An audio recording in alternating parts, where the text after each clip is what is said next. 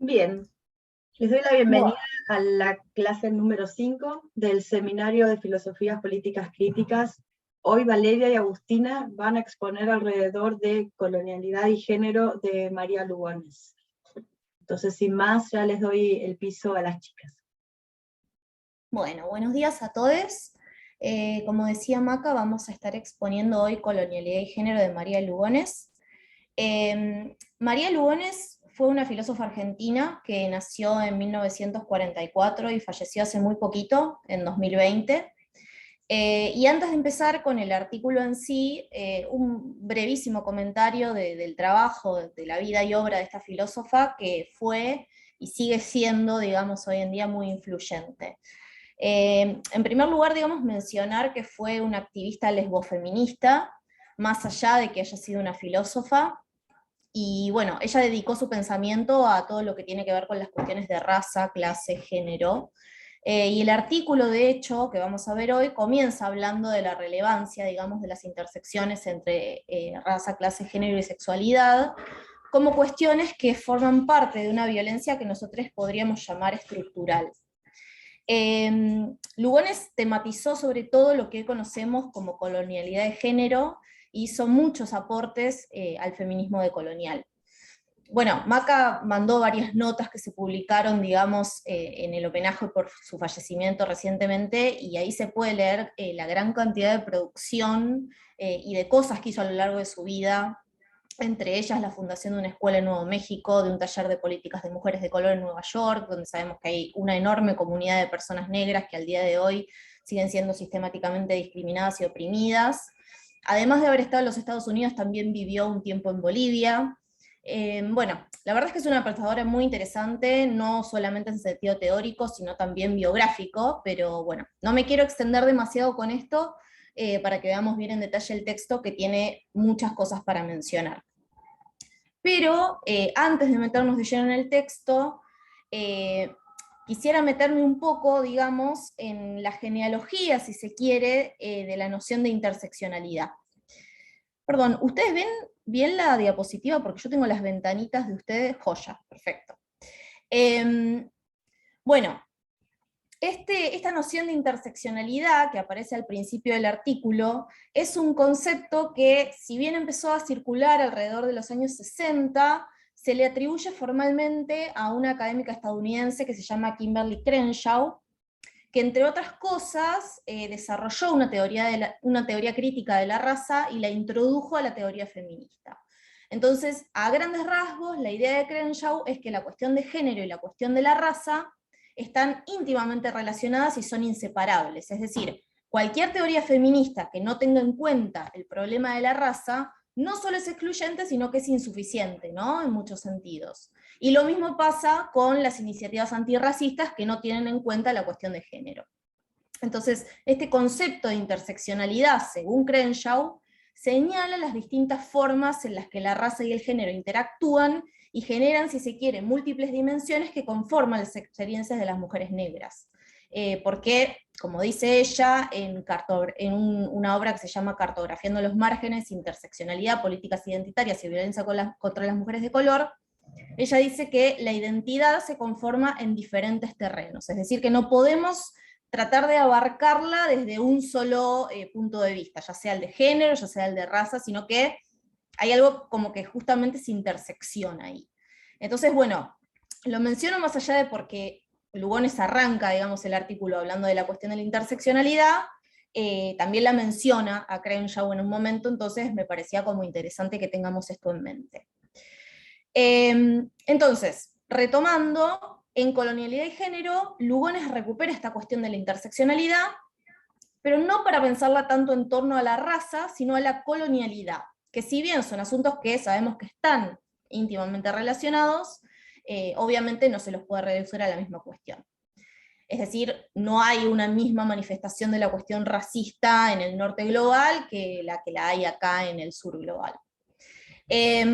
Yo creo que lo más interesante en este sentido de la obra de Lugones es que nos deja muy a mano un montón de reflexiones situadísimas, y digo situadísimas porque es una pensadora argentina. Es decir, ¿qué podemos decir nosotros desde Argentina sobre la colonialidad? y bueno, en este caso en particular, obviamente, qué implicancias tiene la colonialidad en el asunto del género.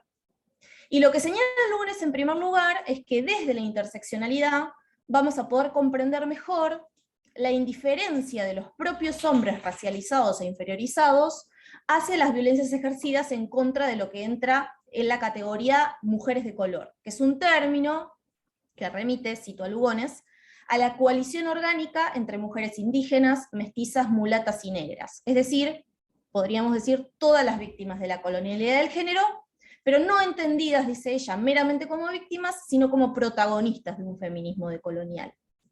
Es decir, hay una especie de corrimiento del agenciamiento que hace ella, que lo hace en una nota al pie, que me parece muy interesante, un poco por lo que veníamos charlando también la clase pasada, ¿no? Esta cuestión de no quedarnos solamente en el lugar de soy víctima de esta opresión, sino, si se quiere, nada, tratar de retomar, digamos, las herramientas que tenemos para enunciar lo que queremos enunciar y no quedarnos en ese lugar de pasividad absoluta.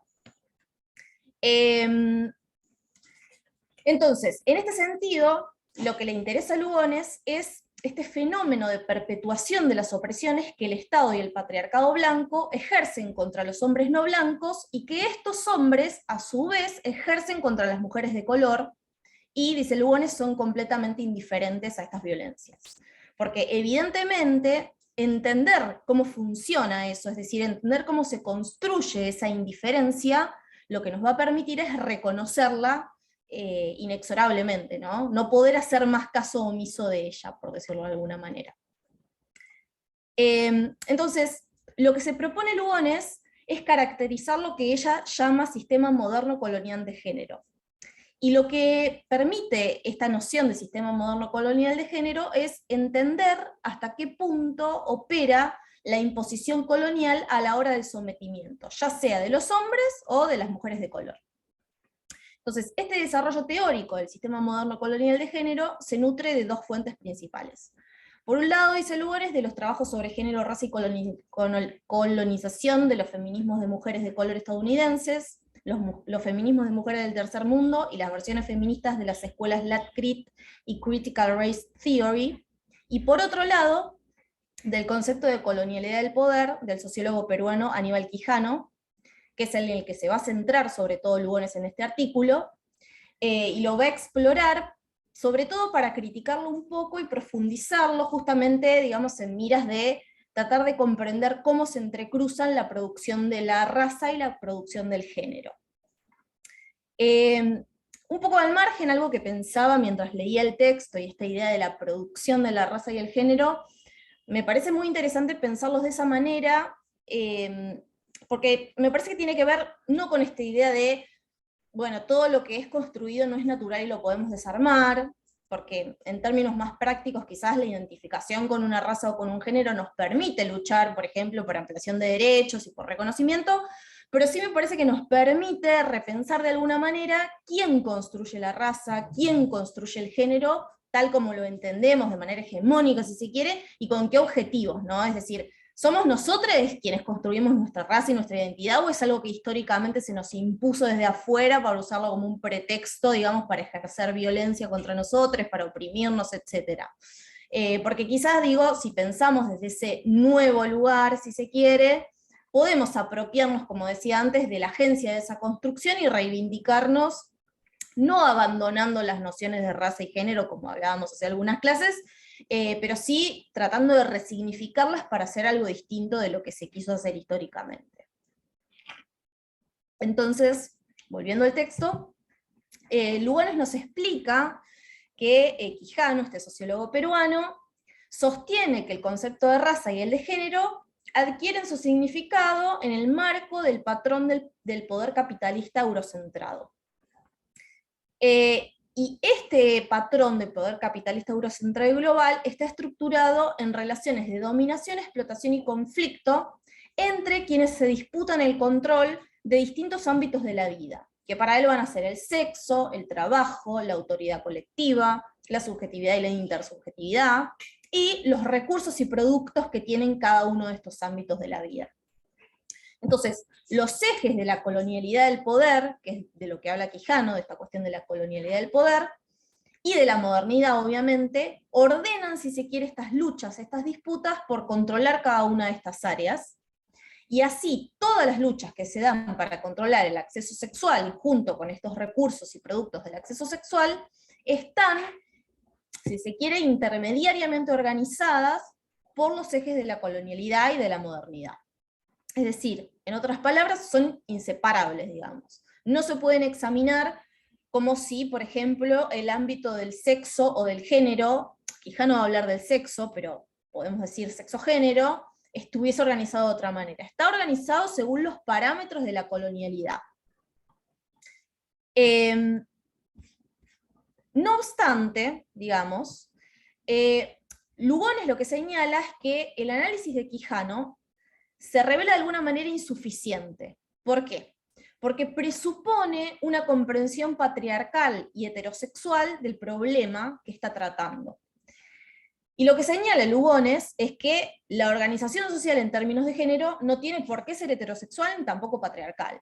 Entonces, para entender cómo es que se organiza diferencialmente el género en términos raciales, hay que comprender para Lugones que el dimorfismo biológico, la dicotomía hombre-mujer, el heterosexualismo y el patriarcado son en realidad característicos, digamos, de lo que Lugones va a llamar el lado claro visible de esta organización colonial moderna del género.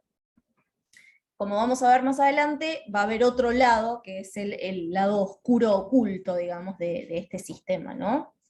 Y en este sentido, esta lógica de ejes estructurales que propone Quijano no es suficiente para una propuesta interseccional.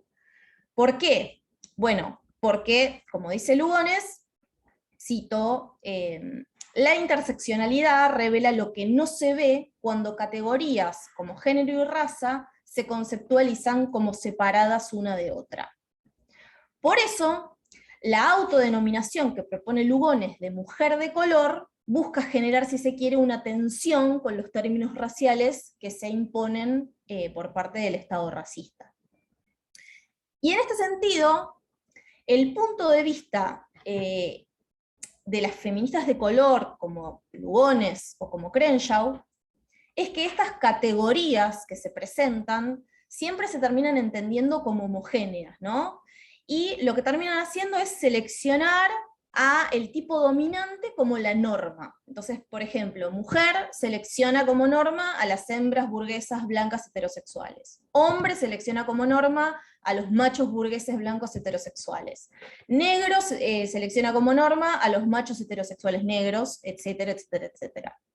Entonces, Lugones lo que nos dice es que esta lógica de separación categorial distorsiona los fenómenos sociales que en efecto existen, digamos, en la intersección, como por ejemplo la violencia contra las mujeres de color. ¿Por qué? Porque, por ejemplo, en la intersección entre la categoría mujer y la categoría negro, hay una ausencia, donde en realidad lo que tendría que estar es justamente la mujer negra, es decir, hay una suerte de vacío que solo puede ser remediado si entendemos que el género y la raza están fusionados de manera inexorable. Entonces, hablar meramente de mujer, para Lugones, sin tener en cuenta la cuestión de la raza, o bien no tiene sentido, o bien tiene un sentido racista, porque lo que termina haciendo es invisibilizar todo ese abuso y esa opresión que sufren las mujeres de color por ser mujeres de color. Entonces, esto es básicamente como lo principal, digamos, el punto clave de la crítica que Lugones le hace a Quijano, ¿no? Que en la propuesta de Quijano el género pareciera estar restringido a lo que es el ámbito del sexo. Y entenderlo de esta manera es insuficiente. Además de eso, la propuesta de Quijano, en el punto de vista de Lugones, además de estar hiperbiologizada, porque presupone la cuestión del dimorfismo sexual, la heterosexualidad, etc., parece considerar el sexo como algo biológico, ¿no? Entonces, Lugones lo que denuncia es que no existe una tematización específica de la cuestión del género, sino que el género, todo lo que tiene que ver con el género, aparece reducido a la cuestión de la organización del sexo, en los mismos términos en los que la sociedad lee la biología reproductiva. Entonces, para desarmar estos presupuestos que tiene el desarrollo de Quijano, Lugones lo que hace en adelante es ir recuperando a distintos autores que hacen aportes fundamentales a esta cuestión que ella está presentando. Acá es donde aparece estrictamente la cuestión de la intersexualidad en el texto, de la mano de una autora que se llama Julie Greenberg, que lo que hace es denunciar que socialmente se presupone un paradigma sexual binario sin ningún tipo de ambigüedad. Es decir, donde todos los individuos pueden clasificarse o bien en masculinos o bien en femeninos, y se deja completamente por fuera a la población intersexuada. Y esta ausencia de posibilidad de ambigüedades, sobre todo desde una perspectiva legal, dice Greenberg, genera obviamente un impacto muy profundo en las personas que no encajan en ninguno de los dos lados, por decirlo de alguna manera. A mi parecer, digamos, en las teorías feministas aún hoy en día está muy poco problematizada la cuestión de la opresión hacia las personas intersex, ¿no? Porque es como algo que, como un tema que no aparece demasiado. Y lo que señala Greenberg en este sentido es que no son solamente los genitales lo que determinan el establecimiento del sexo, si se quiere, oficial, entre muchísimas comillas, de una persona.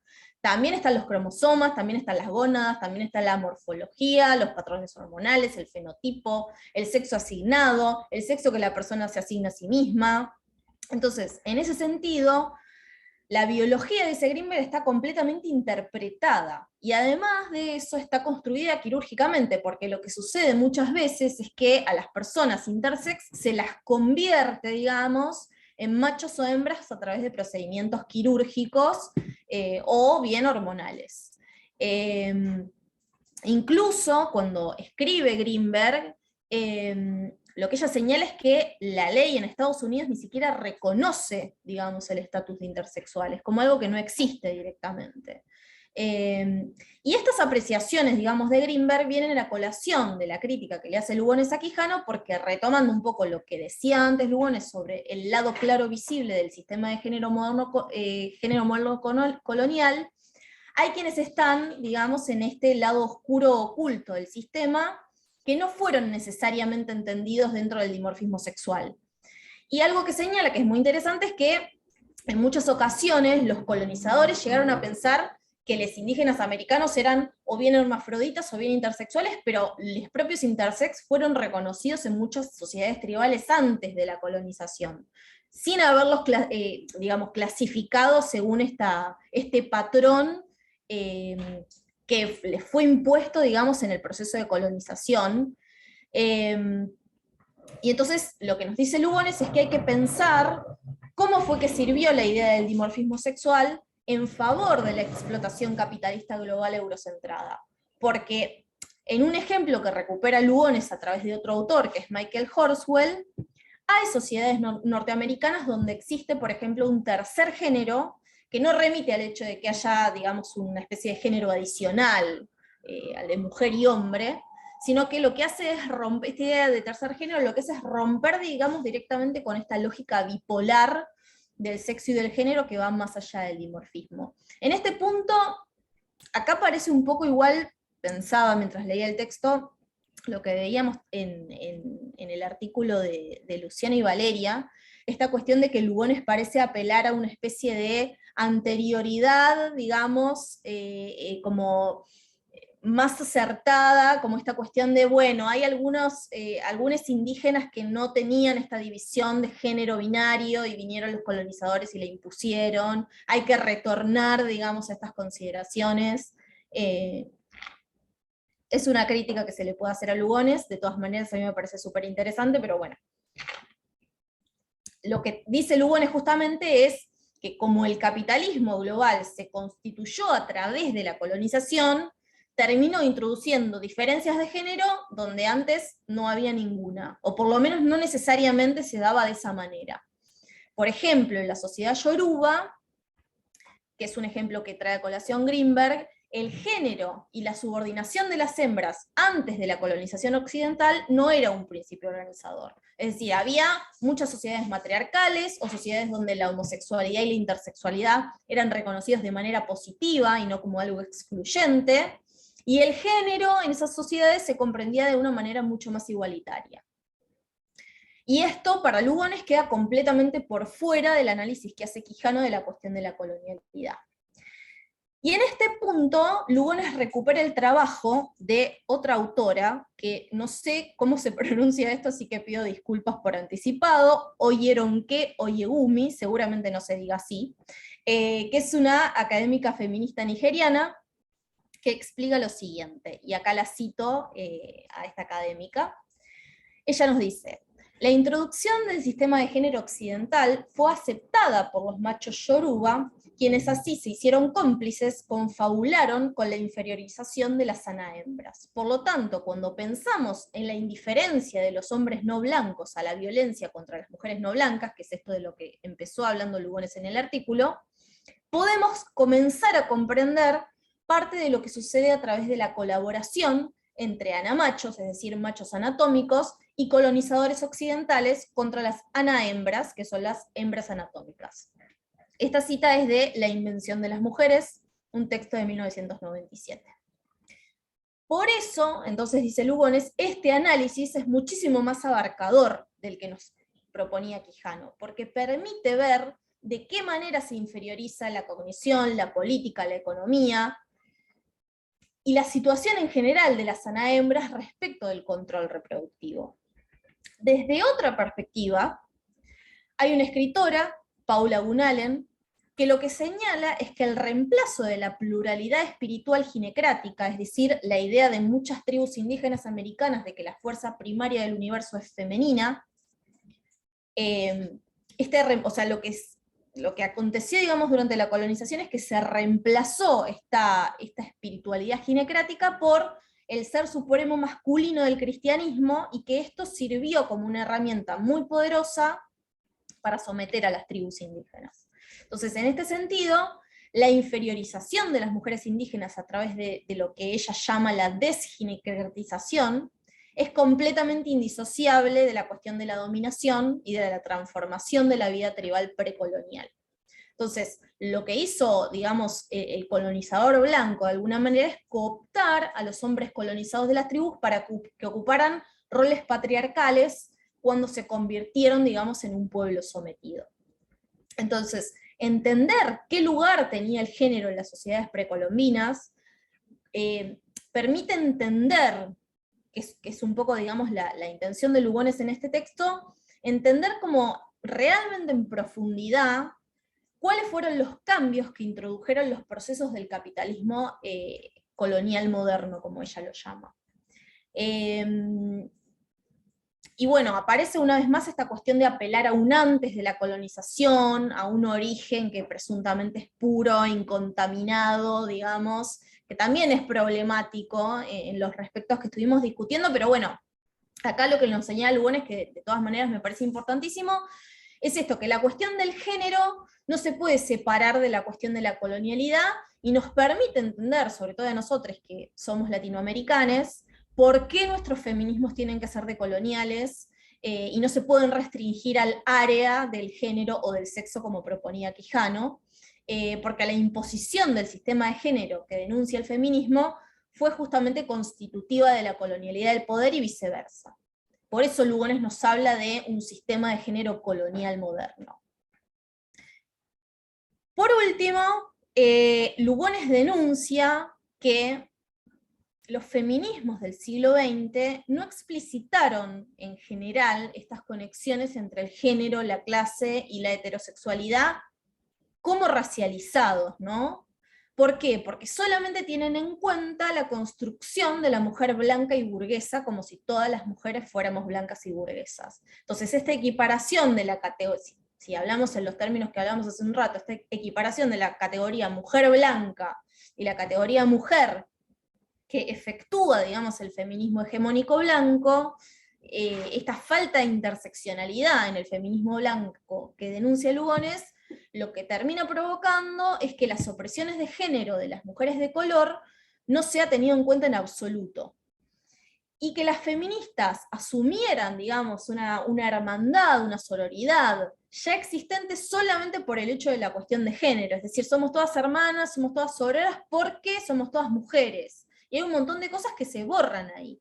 Entonces es muy problemático y es muy, pero muy interesante y muy clara la manera en la que lo expone Lugones. Entonces, lo que sucede es que la atención, digamos, hacia lo que pasa con todas estas personas que están en lo que Lugones llama el lado oculto oscuro del sistema de género, es súper urgente, o sea, tenemos que mirar hacia ahí rapidísimo. Bueno, con esto yo termino y le dejo la palabra a mi compañera Agustina, que va a examinar, como les contaba, un caso puntual de la denuncia de la activista mapuche Moira Millán, a la luz de esta propuesta que nos hace Lugones en este texto. Bueno, muchas gracias, Vale. Nada, para no ser reiterativa y no, digamos, decir lo mismo que ya dijo Vale, mi intención de esta exposición es retomar la propuesta de Lugones del sistema moderno colonial de género, y analizar el caso de las mujeres mapuches en Argentina, más que de las mujeres mapuches, del movimiento de mujeres movimiento de mujeres por el buen vivir, retomando las críticas o las consideraciones de Moira Millán hacia los movimientos feministas en Argentina en los últimos años, que me parece muy interesante también para traer la voz de una mujer mapuche del sur a la discusión, que aparte sé que tuvo conexión con Lugones, entonces también me resulta muy interesante por eso. Sé que se han encontrado, entonces eso es lindo. Así que bueno, voy a pasar, a continuación pasaré a analizar algunas de las denuncias que la activista mapuche Moira Millán declara sobre los movimientos feministas contemporáneos, en la medida en que van en consonancia con lo señalado por María Lugones. Dos tópicos organizan las denuncias del movimiento de mujeres indígenas por el buen vivir, del cual Moira Millán es líder y fundadora.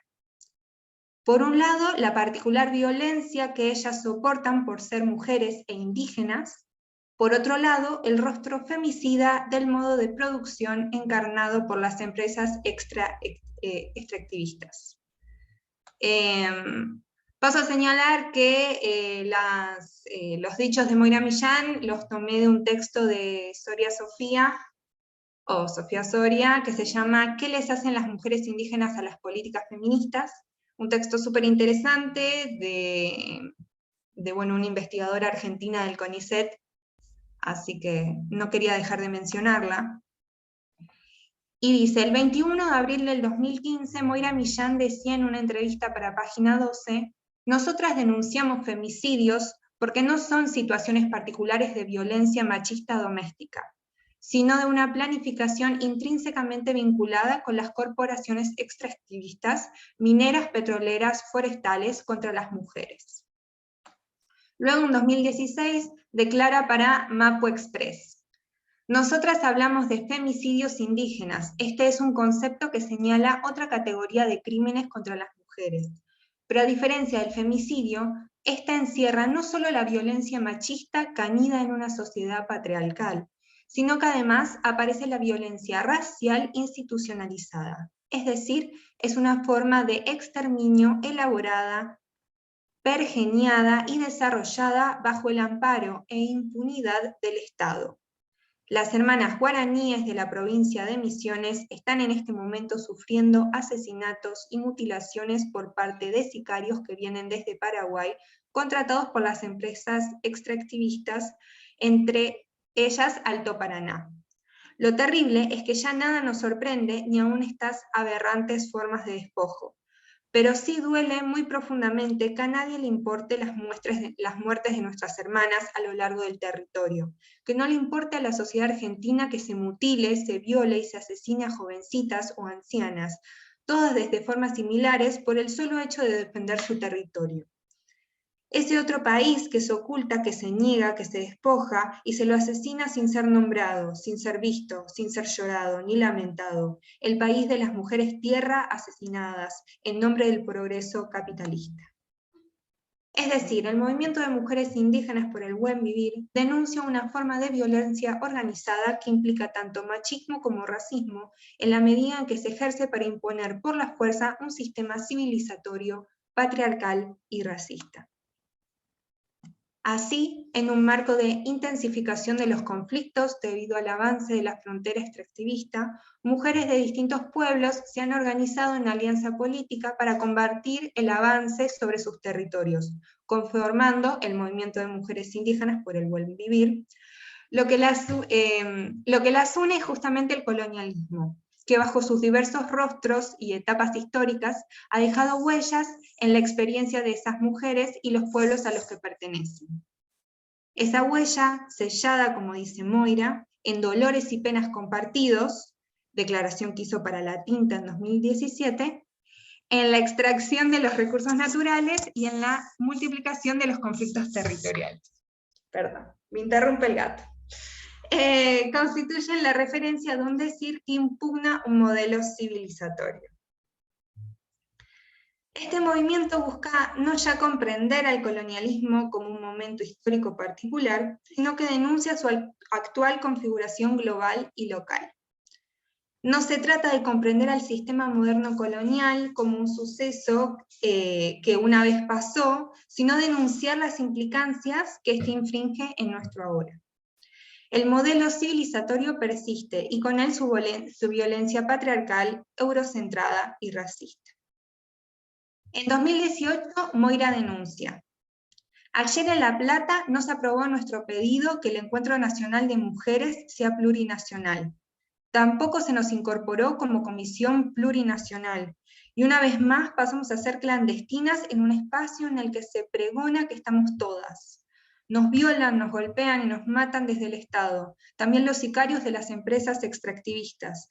La indolencia e indiferencia de las mujeres no indígenas que ni siquiera preguntan por los nombres de nuestras muertas. Nos mata la prensa racista que constituye una visión estigmatizadora de nuestros pueblos. Nos violan nuestros cuerpos cada día, cada minuto, pero también el de nuestros territorios. Las mujeres indígenas estamos solas, ni feministas, ni machistas, ni pañuelos verdes, ni pañuelos celestes, acompañan nuestro dolor.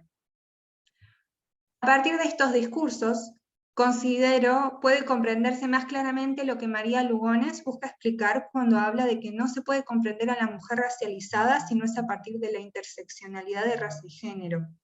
También da luces para analizar el sistema moderno colonial de género, no como un suceso histórico pasado, sino como un proceso civilizatorio sistemático que sigue actuando en nuestro ahora, que sigue borrando otros modos de habitar nuestros cuerpos y los territorios.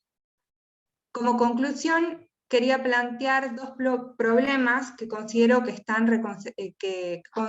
reconceptualización del género, que ya no lo comprende como un modo de sometimiento machista, sino además racista y colonialista, hace tambalear. Por un lado, lo común que une al feminismo contemporáneo, en la medida en que no ve ni llora a las mujeres indígenas, a las mujeres territorio. Por otro también, que obliga a repensar los fines del movimiento en la medida en que ya no puede escindir la violencia patriarcal heterosexista del racismo, el despojo territorial y la imposición de un modelo civilizatorio que borra otras cosmovisiones posibles de habitar el mundo. Bueno, esa es básicamente mi exposición. Quizá la leí muy rápido, el que quiera se la puedo enviar.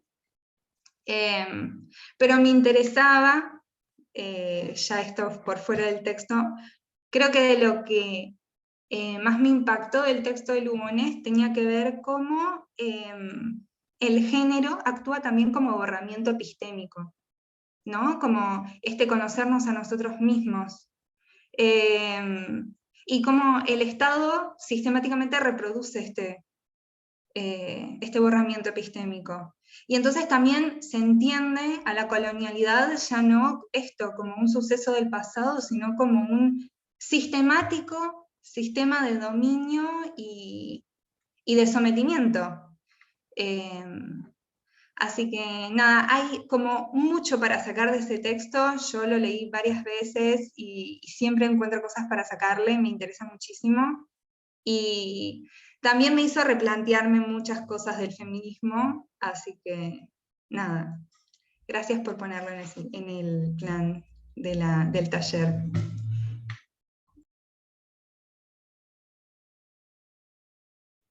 Bueno, nada, no teníamos, tendría que venir en esta parte de la exposición de Ernesto, pero nos avisó esta mañana que se sentía mal, así que nos quedó eso pendiente, pero bueno, la exposición ya está terminada. Primero que nada les quiero agradecer la dedicación, bueno, a todas las personas que expusieron y hoy también a ustedes. Me encantó Agustina y Valeria esta incorporación que hicieron.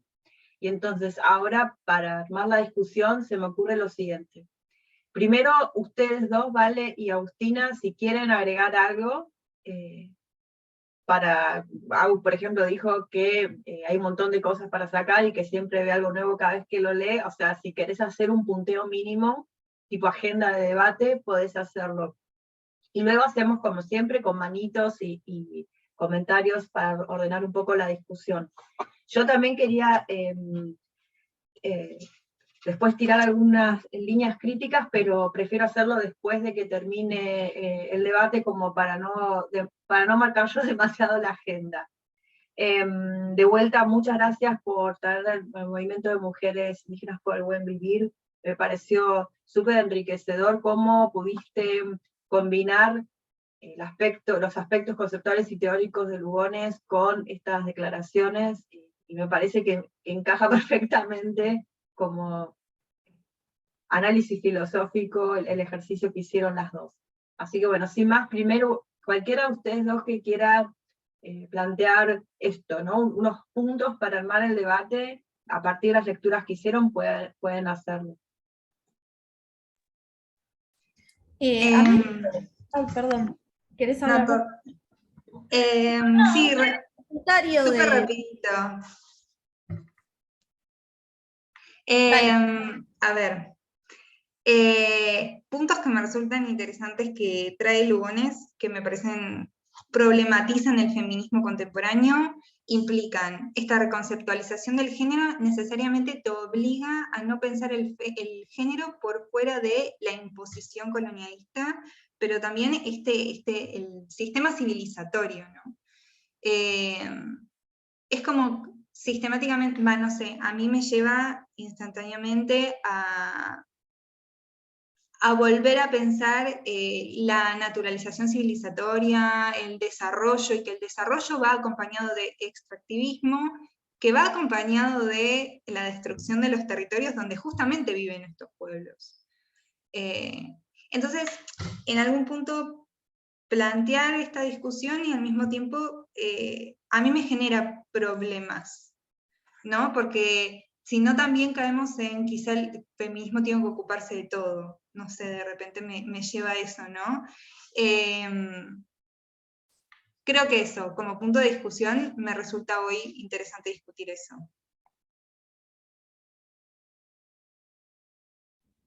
No, yo quería agregar a lo que decía Agus, que obviamente nada, es muy interesante. Esta cuestión también de la necesidad que tenemos de repensar nuestro feminismo argentino, ¿no? Porque es realmente notable cómo incluso desde acá muchas veces se sigue reproduciendo ese discurso del feminismo blanco hegemónico, como señalaba Lugones, que además por lo general es súper cis heterocentrado. Y eso me parece fundamental, digo. También hay algo ahí que claramente tiene que ver con una cuestión colonial, y de cómo nos pensamos nosotros a nosotros mismos, ¿no? Me parece como súper notable cómo a veces, incluso en las producciones que tenemos desde acá, no lo digo culpando a nadie, digo que es un problema que evidentemente tenemos, de cómo se fue conformando también el movimiento feminista acá, como si fuera como si estuviera completamente separado, digamos, de lo que es la cuestión decolonial, la cuestión antirracista y todos los diálogos que faltan hacer, digamos, en torno a esas cuestiones, porque aún hoy, digamos, que la militancia y el pensamiento feminista tiene una larga data en este país, evidentemente, aún hoy seguimos repitiendo como esos patrones, ¿no? Y muchas veces olvidamos, y me incluyo, digamos, en ese grupo de gente, porque creo que nos pasa a todos constantemente, nos olvidamos de esta cuestión colonial, ¿no? Que es como súper urgente empezar a pensar en esos términos y empezar a pensar en la singularidad de las manifestaciones de la opresión capitalista y patriarcal en distintas comunidades, digo. El hecho de lo que contaba Agus, que denuncia Moira, de esta cuestión de no aceptar, digamos, o no tener en cuenta a las mujeres indígenas en los encuentros de mujeres, eso como una manifestación, digamos, sola, pero digo, en general no se dan estos diálogos, digamos, con estas comunidades. Entonces, nada, un poco también lo que queríamos plantear como grupo, y acá lo incluyo a Ernesto, que no pudo venir, pero también estaba de acuerdo con nosotras, es esta cuestión de repensar realmente qué feminismos queremos y cómo seguir pensando estas cuestiones, no para encontrar, digamos, para llegar a una especie de feminismo limpio y completamente perfecto, pero sí por lo menos empezar a decir como, bueno, ¿qué está pasando acá? ¿A quién estamos dejando adentro y a quién estamos dejando afuera? Lo digo en relación a la cuestión de la raza, pero también lo digo en relación a la cuestión del género, que bueno, ya lo hemos hablado, pero hay como un avance súper grande que viene obviamente desde Europa de feminismos transexcluyentes, que son súper problemáticos, que son súper violentos y que tienen acogida acá por algún motivo. Entonces hay que pensar por qué esos discursos tienen acogida acá y cómo lo podemos relacionar también con esta cuestión de la decolonialidad. Excelente. Acá tenemos ya unos comentarios en el chat que vamos a empezar por ahí, y cuando quieran levantar sus manitos pueden hacerlo. Es interesante lo que plantean las dos, sobre todo la pregunta esta de por qué el feminismo tiene que hacer todo. A mí se me ocurren así como abuelo de pájaro decir lo siguiente, que es un poco una de las premisas que siempre anduvo volando en cada una de las sesiones, que es, en primera instancia, serían los feminismos que necesitamos en Argentina en 2020, en un país endeudado, empobrecido, que es un estado de colonialismo de asentamiento, además. No olvidarnos de eso es importante, porque si agarramos, por ejemplo, la categoría patriarcado, no es lo mismo el patriarcado que tiene un objetivo asociado a un Estado que está inserto en el capitalismo global, que es un Estado de colonialismo de asentamiento, pero que además, dentro del capitalismo global, es una economía colonial. Es un país cuya economía está basada en el extractivismo de recursos, incluso humanos, que el capital se lleva a los centros, a las metrópolis del capitalismo. ¿No es cierto? Es que este capital transnacional que va por todos lados, acá lo que agarra se lo lleva, ¿no? Entonces, es absolutamente inadecuado pensar una lucha feminista, que es lo que le interesa a Lugones. Lugones, al principio del texto, dice, a ver, esto me interesa por nuestras luchas. Ahí se puede empezar a desarmar la idea de que estas categorías o estas propuestas tienen que estar grabadas en piedra, ¿no? A lo que voy con esto es, esto importa por la lucha concreta que hay que dar en este momento y en este lugar determinado, en este contexto. Quiere decir que si este es nuestro contexto, un feminismo o un antirracismo o cualquiera sea la lucha que queremos dar, que no tenga en cuenta la especificidad con la que se instrumentaliza esa dominación específica, ese sistema específico de dominación aquí, bueno, la lucha va a ser absolutamente inútil, inocua, va a ser como pegarle al viento. O sea, necesitamos al final las herramientas de la crítica contra aquello que queremos criticar, no contra cualquier cosa en general. Entonces, empezar por ahí nos permite que sea un feminismo eficaz en primer lugar. Entonces, entenderlo de esta manera contingente, provisional, también nos ayuda a asumir, esto de vuelta, como lo planteo como muy abuelo pájaro, asumir que esto que decían ustedes no tiene por qué ser perfecto el feminismo, en el caso de lo que están analizando ustedes acá y lo que trajeron hoy a la mesa, tiene que ser en primera instancia eficaz en este contexto. Y eso es lo que nos permite darnos cuenta primero, en sentido, a ver cuál es el sentido filosófico de todo esto, es que cualquier categoría universalizante de mujer ya perdió la chance de ser efectiva en estas luchas.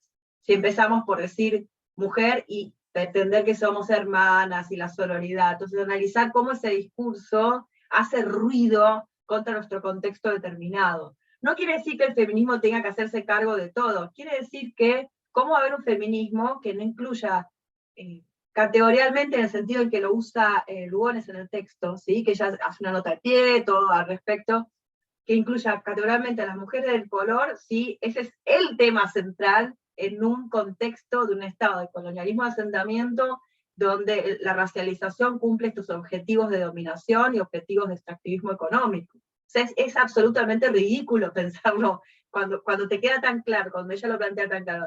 Sí, claro, o sea, no tienen, es como querer es como querer luchar contra molinos de viento, en el fondo, ¿no? Porque ese no es nuestro problema. Me parece entonces que no es tanto criticar al feminismo por criticar al feminismo en sí mismo, sino por esta articulación específica que tiene esa lucha en este momento y en este lugar. Y eso nos permite también, a mi modo de ver, desarmar esta lógica de la integración, ¿no? La lógica de ir metiendo gente en un espacio que ya estaba prefijado de antes. Y el problema es que ese espacio estaba prefijado en categorías, de vuelta, en el sentido que lo usa Lugones, que no sirven para explicar ese espacio, de usar este giro, ese espacio del capital en específico. Entonces, conceptualmente lo que hace, no estoy pensando solamente en Lugones, estoy pensando en varios otros textos que tienen, que hacen piso en la interseccionalidad. Lo que hacen es esto, ¿no? Desarmarnos el orden del pensamiento, ¿no? Empezar que empieza por mujer y que vamos metiendo, ¿no? Como vamos metiendo en el mismo espacio donde estaban primero las mujeres blancas, burguesas, heterosexuales y sexuales, y todo lo que le queramos meter. Después ese espacio se va ampliando, vamos agregando sillas. Es como, claro, es ridículo pensarlo de esa manera. Pero esto también lo digo por esta trampa de la lógica de la integración, que obviamente cuando una persona realmente entra en un espacio, ese espacio se modifica. No es que solamente vamos agregando gente, cambia la lógica, se reconfigura el territorio. Entonces no es solamente integrar, es otra cuestión. Y también cuidado con la trampa de pensar el diálogo como nosotras dialogar con, y no pensarlo desde ese protagonismo de iniciar el diálogo. Y acá me parece que lo que está en el fondo es empezar a correrse del protagonismo, ¿no? El protagonismo del movimiento feminista, el protagonismo de cualquier movimiento de lucha emancipatoria. Pero bueno, filosóficamente nos enseña mucho también, de vuelta lo resumo, la provisionalidad de estas categorías, que siempre están dependiendo de la lucha concreta. Entonces, como esa realidad sociopolítica, económica, es lo que testea nuestras teorías. Y si no se modifican nuestras teorías con eso, quiere decir que nuestras teorías no sirven. De esto hablaba un poco en la introducción al seminario, que es muy escueta, sobre la relación entre teoría y práctica y la hibridación entre teoría y práctica. A esto me refería específicamente pensándolo como filósofa desde el teorizar, ¿no? Si mis teorías resisten a la práctica. No, pero no, obviamente, perdón, acá no método científico, tipo consecuencia observacional de mi teoría y testearla, sino si mis categorías me sirven para mis objetivos de lucha. De nuevo resalto lo de la lucha porque es lo que le interesa a María Lugones en el texto. Dice, a mí me interesa si esto sirve para la lucha. Y después como cuestiones críticas, me aparecieron varias, en general me aparecen varias, pero de diálogo, no como una cuestión de esto está mal, esto está mal. Resaltar lo que traía Valeria del texto de Luciana y Valeria Coronel, me pareció fundamental recordarlo y siempre tenerlo en cuenta, y me preguntaba también por la relación entre los cristianismos y las teologías feministas y queer, que acá aparecen como quedar todo el cristianismo del lado del patriarcado o del lado del capitalismo, y eso me parece que tenemos que empezar a revisarlo en algunos tipos de discursos feministas que inmediatamente están en contra de cualquier tipo de expresión de la religiosidad cristiana. Yo, sin ser cristiana, me interesa siempre resaltar la idea de lo que se llama iglesias inclusivas y las teologías queer y feministas. No olvidarnos de que existe eso y no poner todo el cristianismo bajo la misma bolsa. Si algo que nos enseña esta tradición de la interseccionalidad es que no existen esos grandes conjuntos homogeneizantes. Y bueno, y ahora dejo porque tengo manitos, y primero había aparecido, Juliana, tu comentario en el chat, me preguntaba si vos lo querías comentar vos, o querés que lo lea. Sí, ¿se escucha? Ahí está, genial. Perdón que no puedo poner la cámara, pero nada, dejé un comentario. Gracias, Vale y Agustina, por la increíble exposición. Me preguntaba en el texto en relación con estas categorías de invisibilización de las que habla Lugones, que ya menciona algunos ejemplos, ¿no? Como Black, Hispanic, Asian, Native American, bueno, en fin, y me sonaban todas estas categorías como muy norteamericanas, y lo que ponía en el comentario es que esto, por supuesto, es consecuente con lo que ustedes comentaban del trabajo de ella en la academia norteamericana, y que de alguna manera, bueno, son las categorías que se discuten en esos ámbitos, pero pensaba cuál sería, y creo que está en relación con lo que mencionaba Macarena, la especificidad de esas categorías en Latinoamérica, incluso sin necesidad de pensar regionalmente en cada uno de estos contextos en donde el vocabulario es otro, ¿no? Y pareciera ser que los problemas son otros. Y ahí también, digamos, me parecía interesante esta referencia que hicieron al texto de Cadaya, porque una de las cosas que más me llamó la atención de las autoras era esta crítica a la perspectiva decolonial con el inconsciente filosófico todavía muy eurocéntrico que sostiene de alguna manera la idea de colonialidad, modernidad. Era como nada, un comentario suelto también, si alguno de los compañeros pensaban en nada, en eso, en si compartían la misma percepción o no.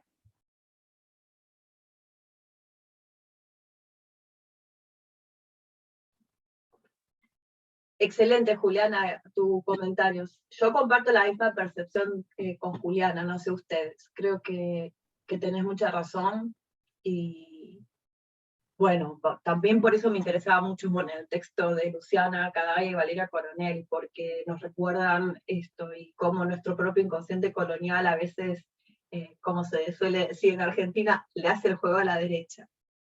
Pero esta incorporación de estas categorías en el texto claramente tiene que ver con que ella está trabajando con esa bibliografía, con ese canon, que es un canon crítico, pero no deja de ser un canon, y a esto podríamos agregar, porque acá está bueno también plantearlo en términos de dónde está su academia. Lo voy a plantear en términos académicos. La relación norte-sur en la academia es muy brutal, es como muy evidente cómo se estructura. Entonces puedes encontrar gente que está hablando todo el tiempo de latinx o hispanos, y después tu propia voz como autora que escriben en Sudamérica la toman como un particularismo sin ningún tipo de interés filosófico, sino como una cuestión etnográfica. En el fondo siempre son ahí en nuestro lugar donde acuñan los conceptos, y nosotros somos nada más que ejemplos y casos. Me parece muy válido entonces tu comentario, Juliana, para que no olvidemos también cómo funciona en la academia y que esto tiene muchísimo que ver con la producción de conceptos también. Después tenemos, habían levantado Agustina y Vale, así que les doy la palabra a ustedes, ¿sí? Bueno, yo desactivé el micrófono, pero porque estaba pensando, de hecho me pasó cuando leí el texto, que yo también observé, o mejor dicho, me llamó la atención que ella se remitiese a ejemplos, no sé, del Oriente, o ejemplos que a mí me resultaban quizá lejanos, siendo que ella es argentina, y de hecho yo pensaba, ella de hecho tuvo diálogo con Moira Millán, y la comunidad mapuche también tiene otra forma de cosmovisión, de clasificación del trabajo, como algo, y tranquilamente podría haber sido un ejemplo, y sin embargo ella se remite a esos ejemplos que no son argentinos, de repente, no sé, se me cruzan esas cosas por la cabeza. No sé si es una crítica, simplemente es como una llamada de atención de decir esa elección para mencionar y no algo nacional nuestro, nada. Y después... Agus, ahí sí. excelente lo que dijiste, y me hace acordar yo escribí un paper sobre cómo hace mucho ruido el discurso del secularismo en los debates argentinos, pensando sobre todo en cuestiones de derechos sexuales reproductivos y no reproductivos, centrándome en Argentina y proponiendo en este artículo que esto, en rigor de verdad, es un universalismo situado que nos puede decir cosas acerca del secularismo en general. Y el paper que lo leyeron un montón de colegas que les gustó mucho, el paper viene rebotando en revistas. Yo a propósito lo quise mandar a revistas del norte del Global, y viene rebotando. Y yo les quiero traer, esto lo sacamos si quieren de la grabación, otro día, los comentarios que me hacen del norte global, en revistas. Una revista absolutamente decolonial me decía que no citaba tantos casos de Estados Unidos, no citaba ningún caso de Estados Unidos, o que no trabajaba tal autor de Estados Unidos, y al mismo tiempo que necesitaba poner más contexto a Argentina, claro, porque no saben, ellos piensan que el problema de la religión es universalmente el problema que ven en Estados Unidos. Y en el caso, entonces, Argentina, los países con mucha presencia musulmana, por ejemplo, lo ven como ejemplos de detallitos etnográficos y anécdotas. Entonces, mi paper no era de filosofía para estas personas, sino solamente una narrativa, una anécdota, un raconto, y me querían refutar trayéndome contrarrelatos que no son más que otra particularidad, y como si eso fuera lo universal. Así que después voy a hacer una selección de estos bellos comentarios y se las voy a pasar como para que hagamos ese ejercicio. Y siempre me dicen que está muy bien el paper, está muy bien escrito, que qué interesante, pero que le agregue todo eso. Y yo digo, no le voy a agregar nada de eso, me lo llevo a otro lugar. Perdón, pero me pareció gracioso decir una nota de color. Perdón, Agus, ahora... Pero es que tiene que ver con el borramiento epistémico, con siempre no nombrar, no existe, no vemos. Y a colación de eso, a mí, ya yendo a los dichos de Moira, porque a mí me encanta leer teoría, pero también me encanta de repente escuchar esos discursos y ver también qué contenidos conceptuales poseen. No sé si Macarena, ahí está. Tengo esto que no termino de entender, no sé si me pueden ayudar por ahí a comprenderlo mejor, pero que me parecen de repente conceptos que tira Moira como mujeres tierra, ¿no? Y esta cosa de no poder escindir la violencia patriarcal de digamos, la explotación de la tierra, ¿no? Y como ellas no pueden escindir la lucha feminista de, digamos, el ganar derechos, pero para su comunidad, ¿no? Y de hecho el movimiento de mujeres indígenas, ¿sí? Es de mujeres, pero va más allá de eso, es una concepción de mujer, si se quiere, más amplia, que hasta a mí, yo no termino muy bien de entenderla, porque de hecho yo he conversado con Moira, y ella de repente por momentos tiene una concepción súper binaria y un montón, y por momentos no, la rompe completamente. Entonces, no sé, también para pensarlo en conjunto, ¿qué es esto de mujeres tierra y qué es esto de no poder escindir el feminismo de los derechos para la comunidad? Sí, respecto a lo primero, me parece importante recordar lo siguiente. Sí, como mujeres indígenas, lo que quiere hacer la colonialidad es expulsarlas de su tierra, sacarlas para hacer espacio al Estado de colonialismo de asentamiento y los proyectos extractivistas. Por eso, lo que quiere este sistema es sacarlas, correrlas, y meterlas en una reserva que no se puede explotar y que convierte a esta imagen, hace a esta imagen de lo indígena como algo del pasado, algo bucólico, que desarticula totalmente cualquier reclamo y cualquier lucha. Y fíjense cómo opera constantemente en el discurso político contemporáneo en Argentina, que cualquier comunidad que luche por su tierra es acusada de inauténtica. No son verdaderos aborígenes, o sea, no tienen ese derecho a la tierra porque no son de verdad la autenticidad, y cuando no hay, porque los desactivaron absolutamente mediante una serie de dispositivos muy violentos, la imagen esta bucólica del indígena sereno que está en esta reserva que el Estado mismo de asentamiento delimitó unilateralmente, y eso es considerado aceptable, pero porque se tolera eso solamente como imagen del pasado, como para recordarnos que bueno, esto es un Estado en el que hay convivencia, y esa plurinacionalidad en el fondo no sirve para nada, solamente para seguir reforzando el proyecto extractivista. Entonces, si no lo pensamos en términos de que acá hay un proyecto extractivista que está llevado a cabo no solamente por el capital global internacional, sino por el Estado argentino mismo, se nos van a hacer muchos problemas para darle sentido a esas luchas, ¿no? Incluso desde lo institucional y desde la estatalidad, como un Estado que está diseñado de manera colonial, porque de vuelta el Estado argentino es un Estado de colonialismo, de asentamiento, cómo ese mismo Estado va a poder dar una respuesta efectiva, eficaz, concreta, y realmente asociada con el buen vivir, con esos mismos reclamos comunitarios, si es eso. Si el Estado generó ese problema, el Estado argentino. Por eso la vigencia de lo que se llama acá colonialidad, que es mucho más que colonialismo.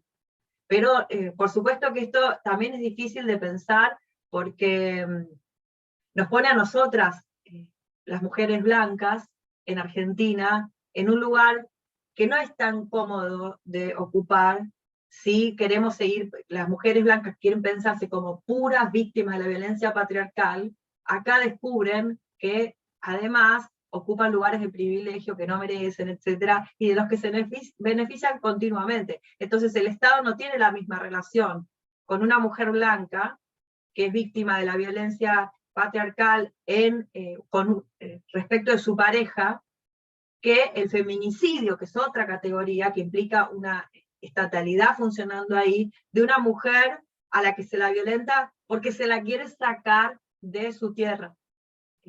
Y eso me parece que es lo que está puesto en juego, y lo que hace interesante lo que estaba diciendo Agustín ahora, recién, lo que decías recién, estas categorías filosóficas, ¿qué significan? Cómo, a mí lo que me interesa pensar es cómo rompen nuestros esquemas de pensamiento en la filosofía política incluso.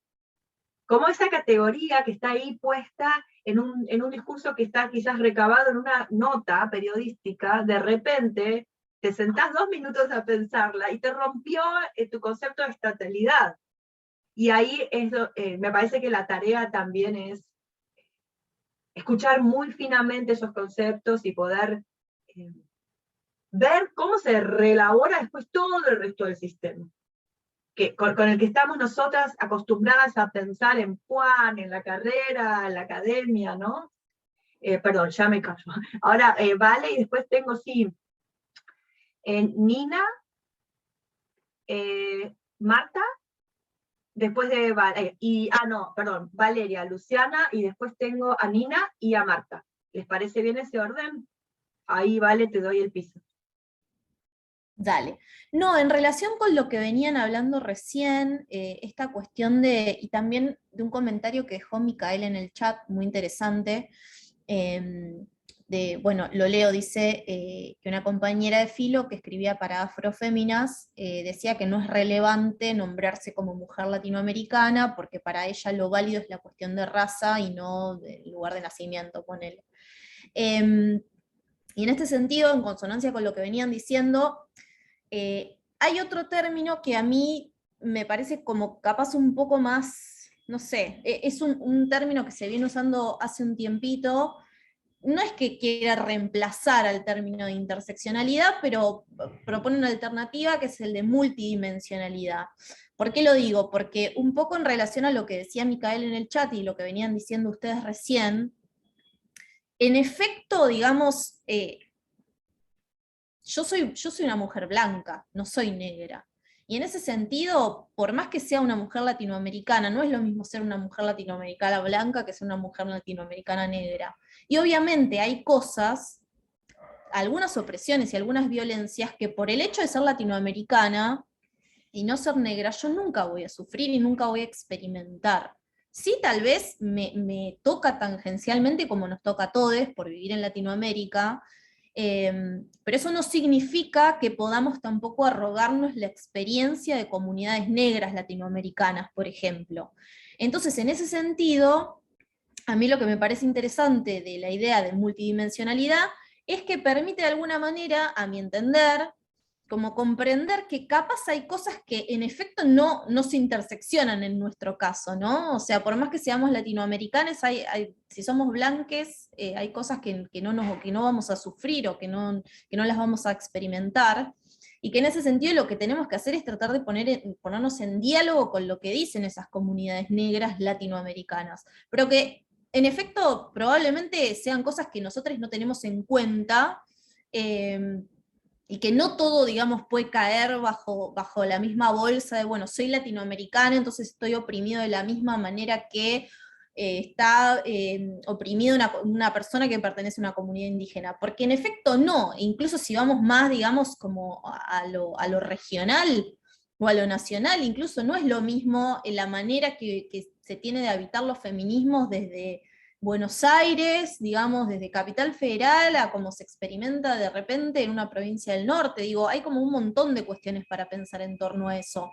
El tema es que, bueno, obviamente es muy difícil. Yo no estoy de acuerdo con la idea de que no sea relevante nombrarnos como mujeres latinoamericanas, pero sí que tenemos que entender que hay comunidades que de repente son negras o comunidades indígenas que nos van a decir con mucha razón que lo que nosotras vivimos no es lo mismo que lo que ellas viven, y en ese sentido es, bueno, nunca vamos a poder, digamos, abarcar todo lo que sucede, pero sí tenemos que tratar de escucharles para tratar de entender qué es lo que nos plantean y cómo lo viven ellas también, para justamente no caer en esta intención de querer, porque uno termina diciéndole a los demás, bueno, vos tenés que hacer tal cosa porque yo qué sé, o sea, yo no sé lo que es nacer en una comunidad indígena. Entonces eso hay que tenerlo en cuenta, por más que no lo podamos abarcar o por más que tengamos 1000 millones de sesgos por las experiencias que nos atravesaron y que nos atraviesan, tener en cuenta eso y de repente hablar con esas personas, leer a esas personas, ver qué tienen para decir, y decir como, bueno, mi perspectiva llega hasta acá, de acá en adelante tengo que dejar hablar a otras personas porque yo no tengo nada para decir sobre esto, o si tengo algo para decir, no lo puedo superponer a lo que están diciendo esas personas que están planteando esa incomodidad desde su lugar situado. Eso quería decir nada más. Excelente, ¿vale? Y esto de vuelta, el objetivo de seguir pensando que si tenemos intenciones de, por ejemplo, a partir de estos problemas, legislar, o sea, ingresar a la estatalidad, de nuevo, pensar seriamente en quién tiene más y quién tiene menos protagonismo político en este estado en particular en el que estamos hoy, o sea, en Argentina. De nuevo, para usar el ejemplo que ya decía, que me parece de vuelta poco polémico, si el mismo Estado que diseñó todo un esquema de de sometimiento, de explotación y de extractivismo, no puede darle una respuesta, la misma respuesta en cuestiones que tienen que ver con opresiones de género a una mujer blanca o descendiente de europeos que a una mujer indígena. Porque es ese mismo Estado el que es instrumento y agente de esa opresión en particular. Entonces también, ojo, la relación que tenemos con el Estado en nuestros reclamos. Y ahí es donde se vuelve importante pensar que podemos tener un exceso de protagonismo político y que la invisibilización lo que consigue en esos momentos de lucha, incluso cuando estamos conquistando derechos, es que esos derechos que conquistamos no solamente sean para pocas, sino que terminen perjudicando concretamente la vida de otras personas. Eso es lo que tenemos que tener en cuenta en esa lucha. O sea, no creer que el universal y la posta en ese intento de conseguir una ley, sea la ley de aborto, sea una ley relacionada con qué hacer con los femicidios, de vuelta, esa conquista, ojo, porque le puede hacer daño a un montón de personas que ya existen, que están ahí, que están siendo atravesadas por opresiones que no solamente no conocemos, sino que en ese caso estamos siendo parte activa de esa opresión. Perdón. Ahora tenemos, había notado el orden y se me... Nina, Marta, luego Luciana y luego Micaela. Nina, entonces. Hola, ¿cómo va? Igual yo hice un comentario sobre unos temas que me quedé pensando, como que creo que no tienen que ver con lo que estamos diciendo ahora.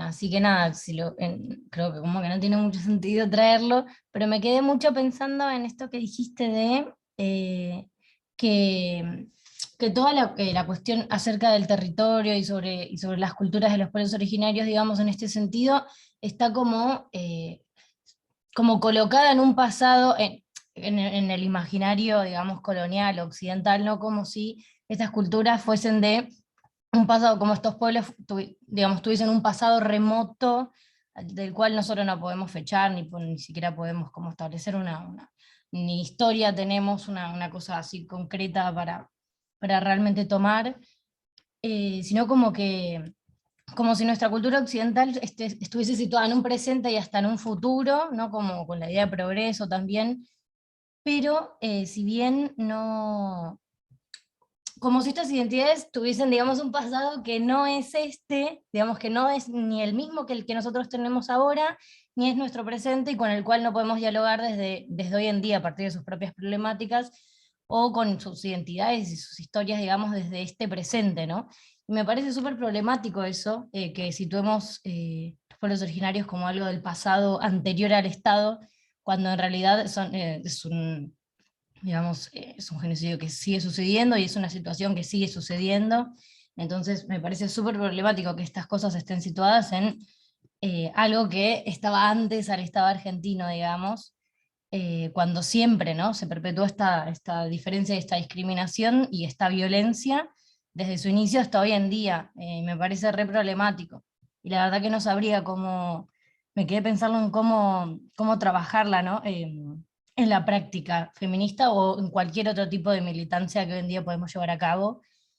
Me cuesta mucho pensar eso, me quedé como con esa problemática. Igual lo que escribiera sobre otra cosa, que hacía referencia un poco más a cómo pensar estas identidades que van surgiendo y bueno, que siempre estuvieron, pero ahora salen quizás un poco más, son un poco más visibilizadas, digamos, cuestiones transexuales, transgénero, queer, o las infinitas que pudieron haber existido antes de que nosotros ahora estemos pudiendo pensar estas cosas. Y me quedo pensando en que si el género mujer y hombre, en este sentido, como había dicho, hombres anatómicos, para no referirnos al hombre occidental blanco que hoy en día tenemos en la cabeza,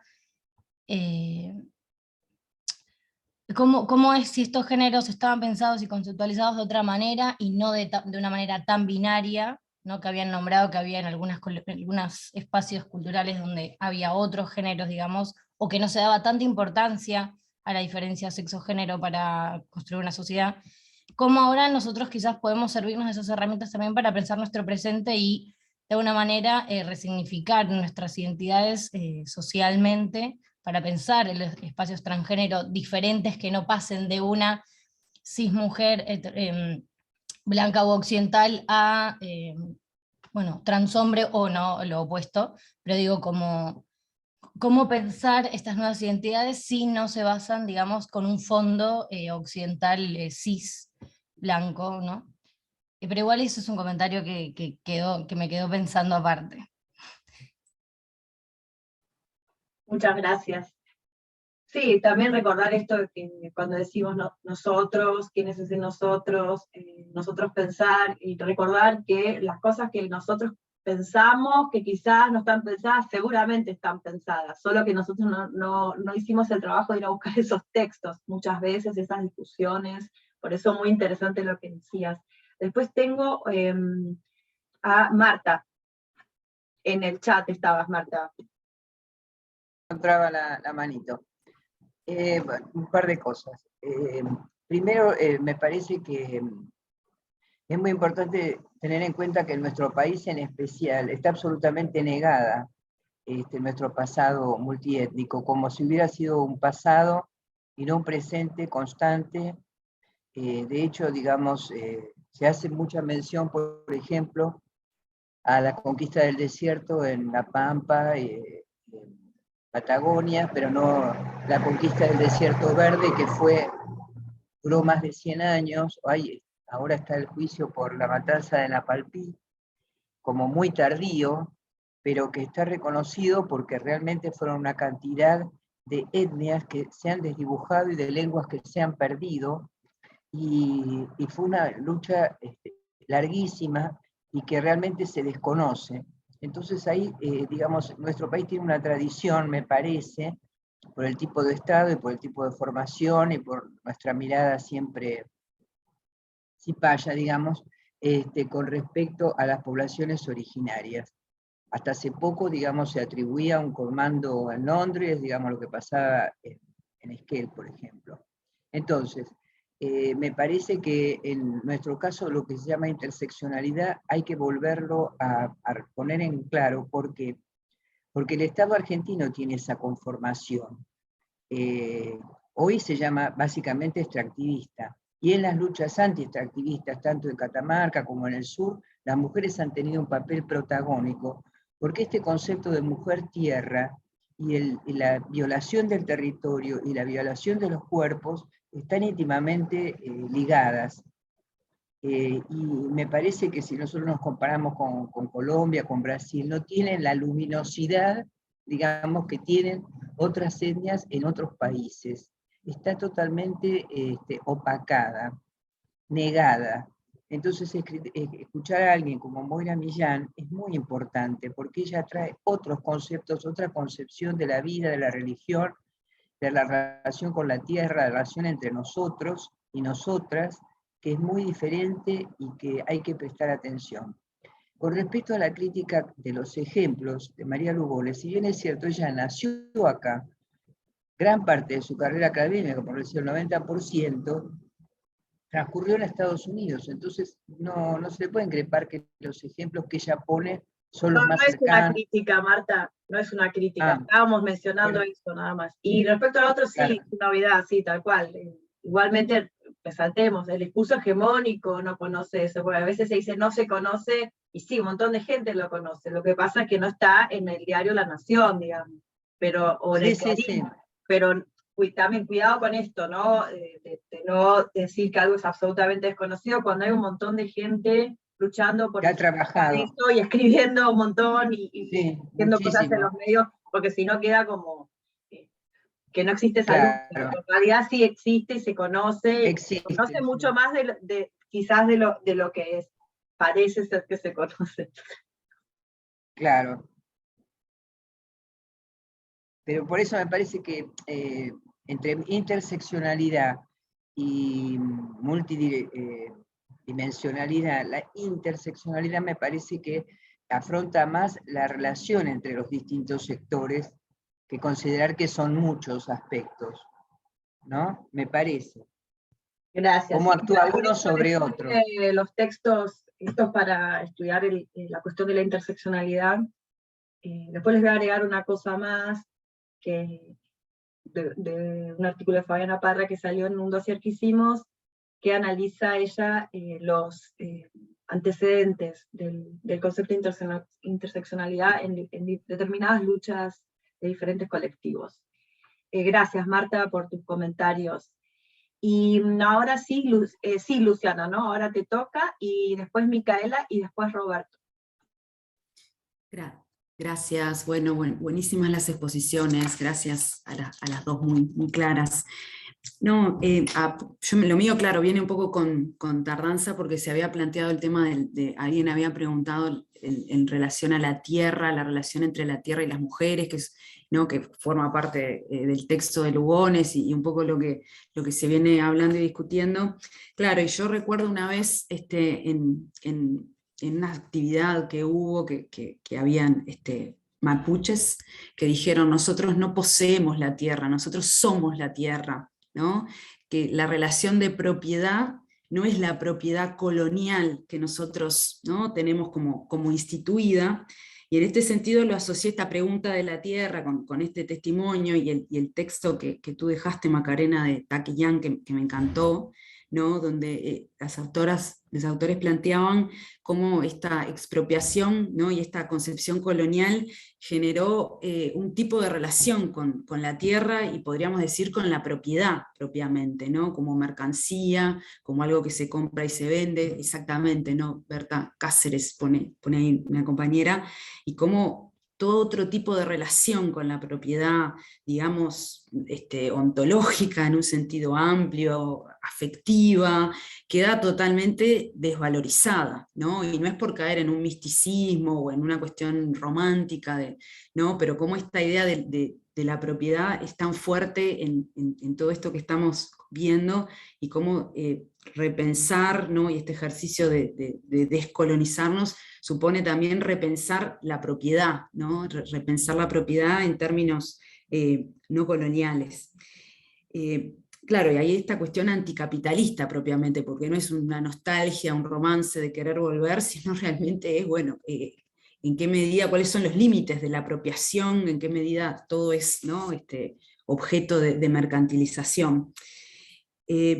Luego, con respecto a lo que planteaba Valeria, ¿no?, y un poco también se ha estado hablando en relación a las mujeres blancas y cuándo callarnos, ¿no?, y totalmente, ¿no?, es como un desafío plantear, bueno, no hablar en nombre de, no hablar en nombre de, sino que saber cuándo callarnos. Y comparto totalmente, pienso también en relación al texto de Taki Yan, que aparece en un momento una disputa estadounidense en relación a quiénes eran los pobladores autóctonos, y ahí se cuentan cosas, ¿no?, increíbles, como que Nancy Reagan se consideraba a sí misma más autóctona que otros, es una cosa increíble. Claro, cuando se cae, creo que vos, Valeria, en un momento dijiste los riesgos como del esencialismo, ¿no?, los riesgos como de querer volver un poco a eso, bueno, vamos a hacer un test, cuando no se trata de eso, propiamente. Aparte de eso, se puede tergiversar, como se cuenta en el texto, que al final, ¿no?, la población indígena y negra queda como desplazada, y los colonos quedan como la población auténtica, como propia de allí. En esto de pensar también, ¿no?, estoy como diciendo varias cosas que son comentarios, ideas en relación un poco a lo que venimos conversando, que también dentro de lo que somos las blancas, tampoco somos simétricas en muchas cosas, y una de las categorías que podemos pensar, no sé si autóctonas o latinoamericanas, es ser plebeyas o patricias, ¿no? Somos blancas, pero no todas somos patricias. Hay muchas que somos muy plebeyas, demasiado plebeyas en relación a otras, y creo que Cadaya, ¿no?, toma un poco esto de los feminismos plebeyos, y ahí tenemos tal vez una categoría nuestra, ¿no? Yo en Uruguay, que es un país muy chico, hay familias claramente patricias que vienen, ¿no?, formando partes de elites de gobierno, elites, ¿no?, de distintas, y estamos los plebeyos, les plebeyes, ¿no?, que estamos ahí luchándola. Entonces, en ese sentido, obviamente, y acá todos sabemos que ser blanco no supone un bloque monolítico, pero también ahí tenemos nuestra carga en algún sentido también de opresión. Nada, disculpen si fui desordenada, pero son como ideas que que me incitaron a plantear en relación. Gracias.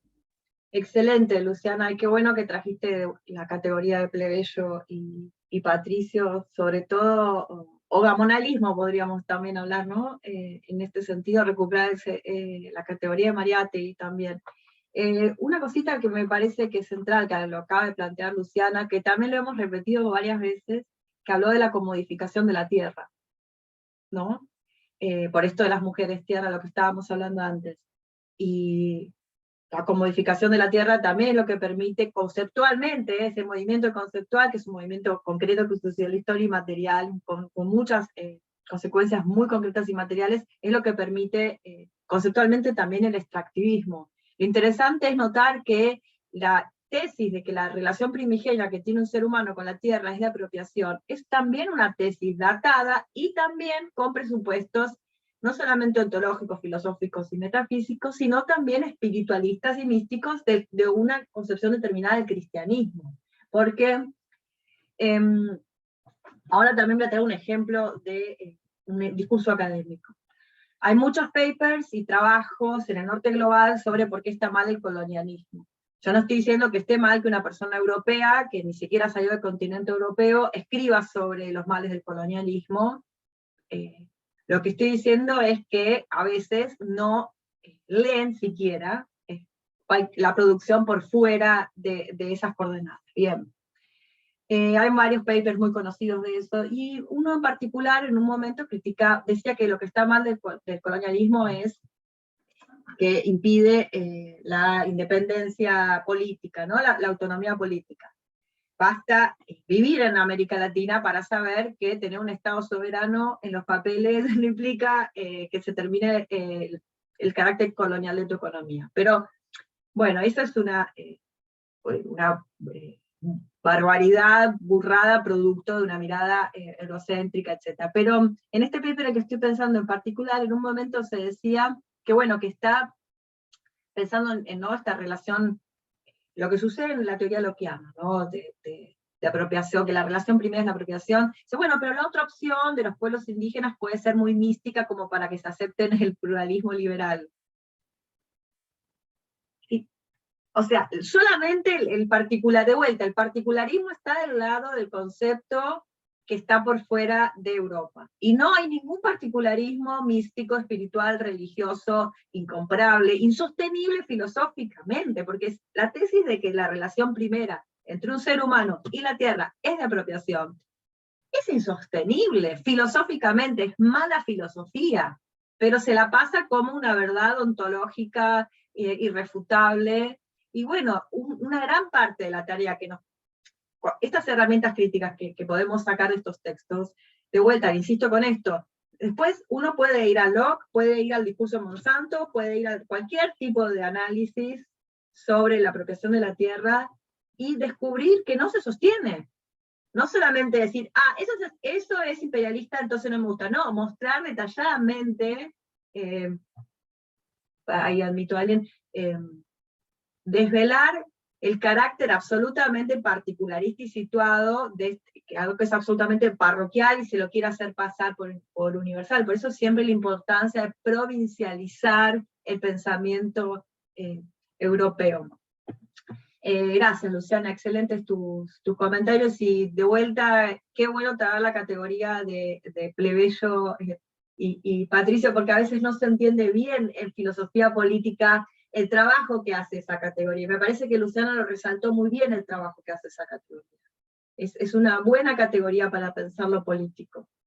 Es una categoría que viene de la tradición republicana, pero que es rescatada por el populismo tan particular e interesante que trabaja Luciana Cadaía y Paula Viglieri, por ejemplo, en su libro. Y ahora Micaela. Bueno, hola a todos. En las exposiciones de las chicas estuvieron muy buenas, y es como que estaba esperando hace mucho la clase de María Lugones. Bueno, las discusiones que se generan son demasiado interesantes, a mi parecer. Y con respecto a lo que vos dijiste, Maca, sobre las demandas al Estado, la cuestión de la estatalidad, me acordé de una amiga que fue a ver a Cusicanqui cuando vino. que ella estaba enojada porque, bueno, iba a los comoderos de un barrio y decía, bueno, ¿cómo hacemos para que el Estado nos escuche? Y anterior a decir esto, que fue la conclusión, ella nombró todo lo que estaban haciendo dentro de esa comunidad, que estaban súper organizadas y de a poco como que entre ellas iban creciendo. Entonces, Cusicanqui le contesta algo como que nadie pensó que iba a contestar. Bueno, en el caso de mi amiga, dijo, ¿para qué querés que entre el Estado ahí si mirá todo lo que hicieron dentro de esa comunidad sin el Estado?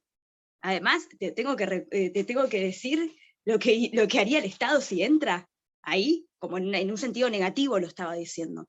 Y bueno, también ahí había puesto alguien en el chat la cuestión del aborto. Bueno, como digo, una filósofa muy polémica, Leonor Silvestri, no sé si la conocen, ella dijo que con respecto a que no se tendría que decir aborto legal, sino aborto no punible. Bueno, tiene toda una postura ahí detrás.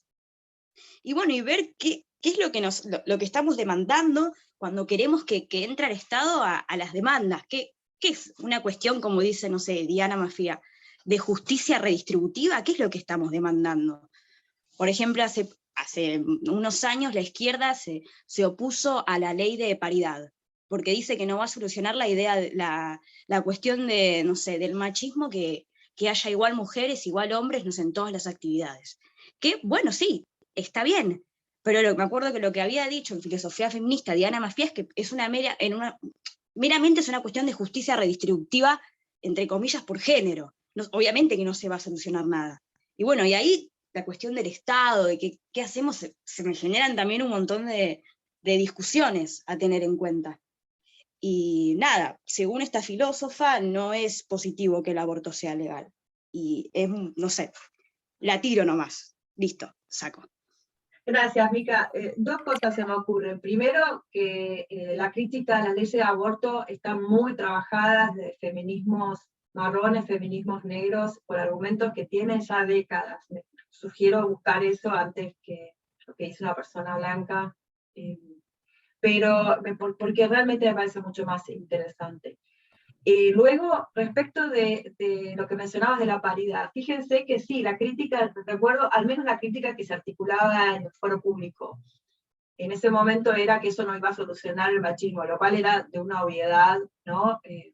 Bastante burda. El problema con la ley de paridad no es que no solucione el machismo, el problema es el daño que le puede hacer a las personas trans, dado que está pensado en términos absolutamente ciscéntricos, mujeres versus varones. Y los varones trans que van a ser aceptados en la cismasculinidad en un segundo, y ese problema no va a existir, y las mujeres trans, ese es el problema.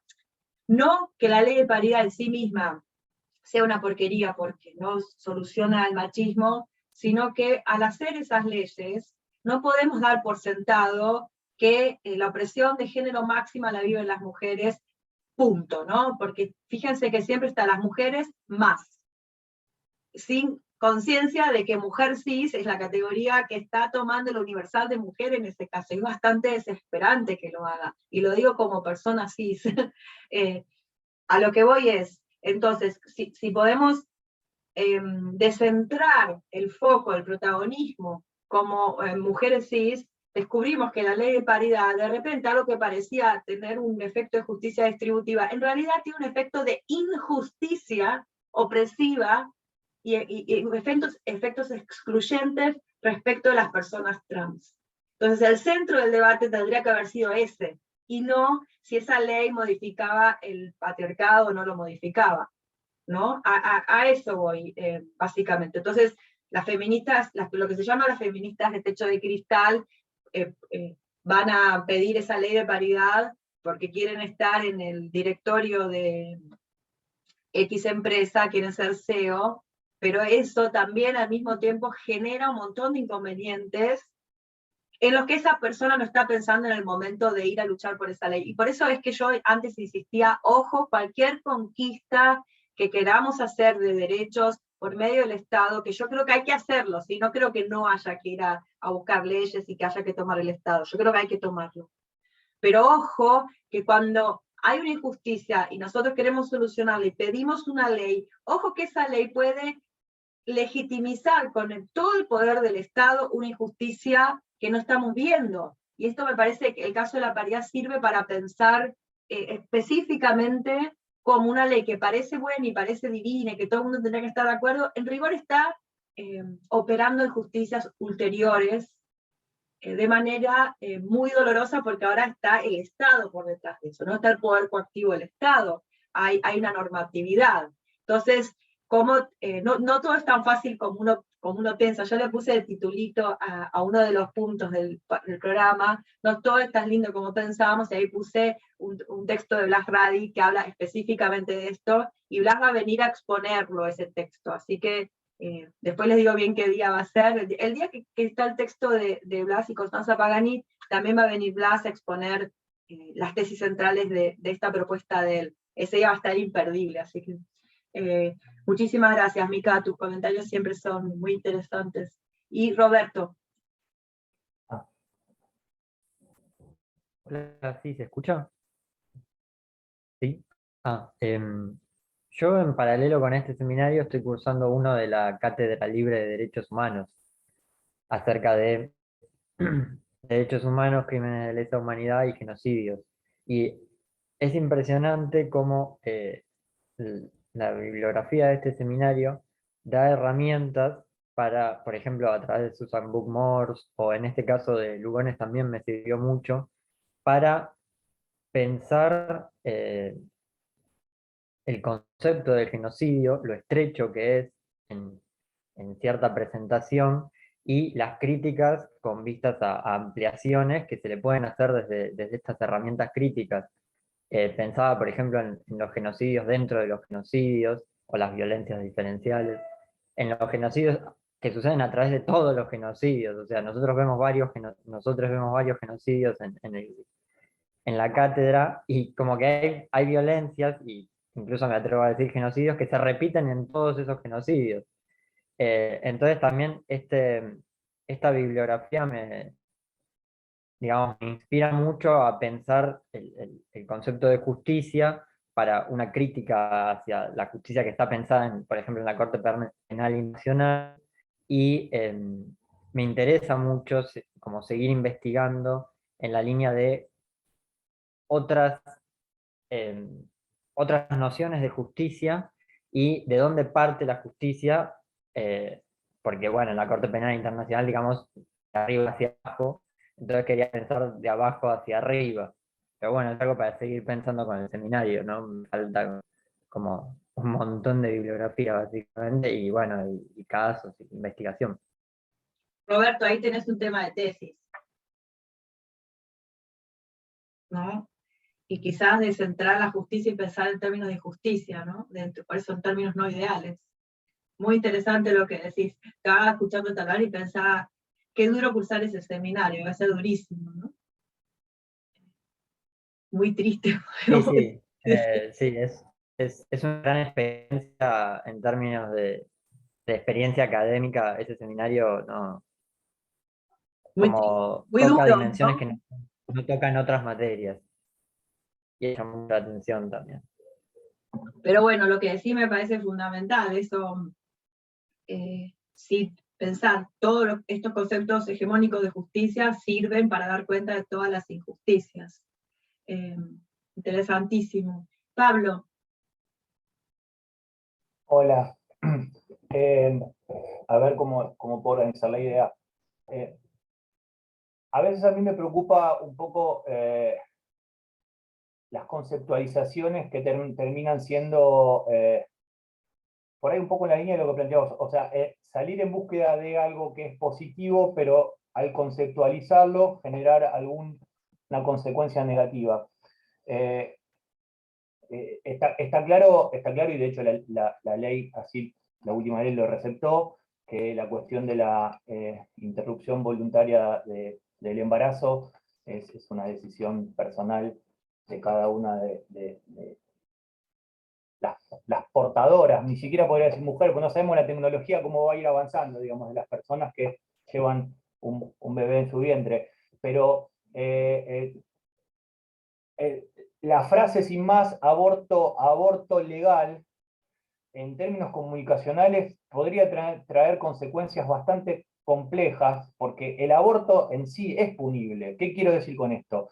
Lo que no es punible es la interrupción voluntaria, pero si viene un tercero y te interfiere en tu proyecto de vida de querer ser madre, y se causa un aborto, eso es punible. Entonces, por ahí uno ve el eslogan aborto legal, y si está mal comunicado, va a venir cualquiera y decir, bueno, yo la hice abortar coactivamente porque dicen que el aborto es legal. Entonces, es como medio difícil buscar el escenario normativo adecuado para que comunicacionalmente todos entendamos lo mismo. No sé si me explico. Sí, sí, es interesante lo que decís, sí. Sí, tal cual. El aspecto comunicacional siempre tiene tantas aristas.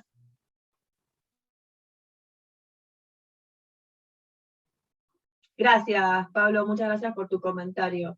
Una cosita que me había quedado picando, no me acuerdo con cuál de las intervenciones que me lo anoté y después me olvidé decirlo, que lo quiero unir con otros textos, algunos que son del programa y otros que no, pero que se los sugiero como lecturas, que es la cuestión del feminismo misionero, ¿no? Este giro de Lila Abu Lughod, que es feminismo misionero. Que no, el objetivo de este giro no es criticar al feminismo y herir susceptibilidades, sino que es indicar lo siguiente. En el caso, para centrarnos en nuestro caso, porque lo que analiza esta autora es la relación con el Islam, y la relación entre feminismo e Islam. Específicamente la relación entre el feminismo yanqui y el Islam, porque es Estados Unidos el agente político que más se entromete en los países con mucha presencia de esta religión. Bien. Pero si los traemos a Argentina, para no hablar de cosas que no sabemos mucho, el tema es el siguiente: no se puede dar una lucha anti-extractivista, que realmente tiene consecuencias nefastas en el territorio y en los cuerpos, o sea, es algo que existe, no es un concepto abstracto, lo sentimos en nuestros alimentos, en el precio de nuestras cosas, en el hecho de que estamos con un país endeudadísimo. O sea, no podemos dar esta lucha si, por ejemplo, desde el feminismo pensamos que la única opresión es el patriarcado, porque con esto no entendemos, no entra en nuestros conceptos el reclamo que hace como mujer indígena una mujer que está en el movimiento del buen vivir, y el movimiento en general, mujeres indígenas por el buen vivir. ¿Por qué no lo entendemos? Porque el feminismo misionero, la tendencia es a decir, fíjate, tú, mujer tradicionalista, que ya es una categoría que se le impone, como si la tradición fuera siempre del otro y una no tuviera tradiciones, fuera pura elección y pura espontaneidad a la voluntad. Se le señala todo el tiempo, te está explotando, tu marido te oprime, no te deja hacer esto, no te deja hacer lo otro, no te deja hacer, no, ustedes no pueden ser, yo qué sé, lesbianas, no pueden ser lo que quieran en la vida. O sea, esa imposición, no solamente que es una imposición imperial de categorías inventadas, de vuelta, absolutamente situadas y datadas, al mismo tiempo desactiva esa lucha para la que es importante ser, y podemos afirmar esa identidad porque de hecho se la afirma de esa manera, mujer indígena, con un compañero indígena que está viviendo la misma opresión. A eso va el problema del feminismo misionero. No se puede liberar una mujer indígena si el problema es el extractivismo también. En su libro, Si las mujeres, Do Muslim Women Need Saving, el famoso libro Si las mujeres musulmanas necesitan que las salvemos, Lila Abu Lughod empieza con una anécdota que es de una mujer que tiene un negocio y que todo el tiempo vienen a su café a exigirle pagos extra a la dictadura, y ella le cuenta, en Occidente se piensa que tu opresión es la religión, y la mina se ríe y dice, no, mi opresión evidentemente es el Estado. Ese es el problema que tenemos. Cuando reducimos categorías a un solo concepto posible dentro de esa categoría. Lo cual no quiere decir que empecemos a afirmar, y esto es súper importante resaltarlo y recordarlo todo el tiempo, identidades esenciales. y sacar, porque al afirmar una identidad esencial lo que también se hace es sacarla del tiempo, y sacarla de la historia, ¿no? O sea, ponerla en ese lugar de ese pasado bucólico, de la autenticidad. Por eso, qué bueno, Luciana, que trajiste el texto que les puse sobre la decolonización, como que no es una metáfora, que se resalta esto. Ojo con esa operación de autenticidad identitaria, porque lo que empieza a hacer es esta desmovilización política, que en el caso, en los ejemplos que pones, es bastante burda también, ¿no? Bien, tenemos más comentarios acá, vamos a verlos por orden que tenemos. Bueno, ahí tenemos, nos compartieron algunas bibliografías, si quieren vayan yendo a los links, así se las pueden guardar. Y Vale, decías algo. Sí, no, pensaba recién de lo que estabas diciendo y de lo que mencionabas también antes de la cuestión, que es algo que la verdad no me había detenido a pensar, que mencionabas más hacia el principio de la clase, esta cuestión de reducir, digamos, todo el imaginario cristiano a una cuestión patriarcal, que repite como ciertos patrones que, digamos, sí, obviamente eso existe, innegablemente hay un montón de cosas terribles que se han hecho en nombre de la religión, pero me parece como súper problemático el discurso evangelizador, digamos, de tu religión te oprime, abandonala, tu marido es un hombre, tiene pene, por lo tanto te va a asesinar en algún momento, déjalo, que es como este discurso de las radfem, que es como ven a todo lo masculino, si se quiere, como un opresor, potencial femicida, como si fuera, digamos, una especie de bolsa de gatos donde entra un montón de cosas que no tienen nada que ver, ¿no? Y que paradójicamente terminan cayendo, digamos, en el esencialismo que denuncian, ¿no? Tanto esta gente que dice como, no, abandoné esa religión porque te oprime, yo tengo otra verdad mejor para vos, yo tengo como lo que te va a liberar, digamos.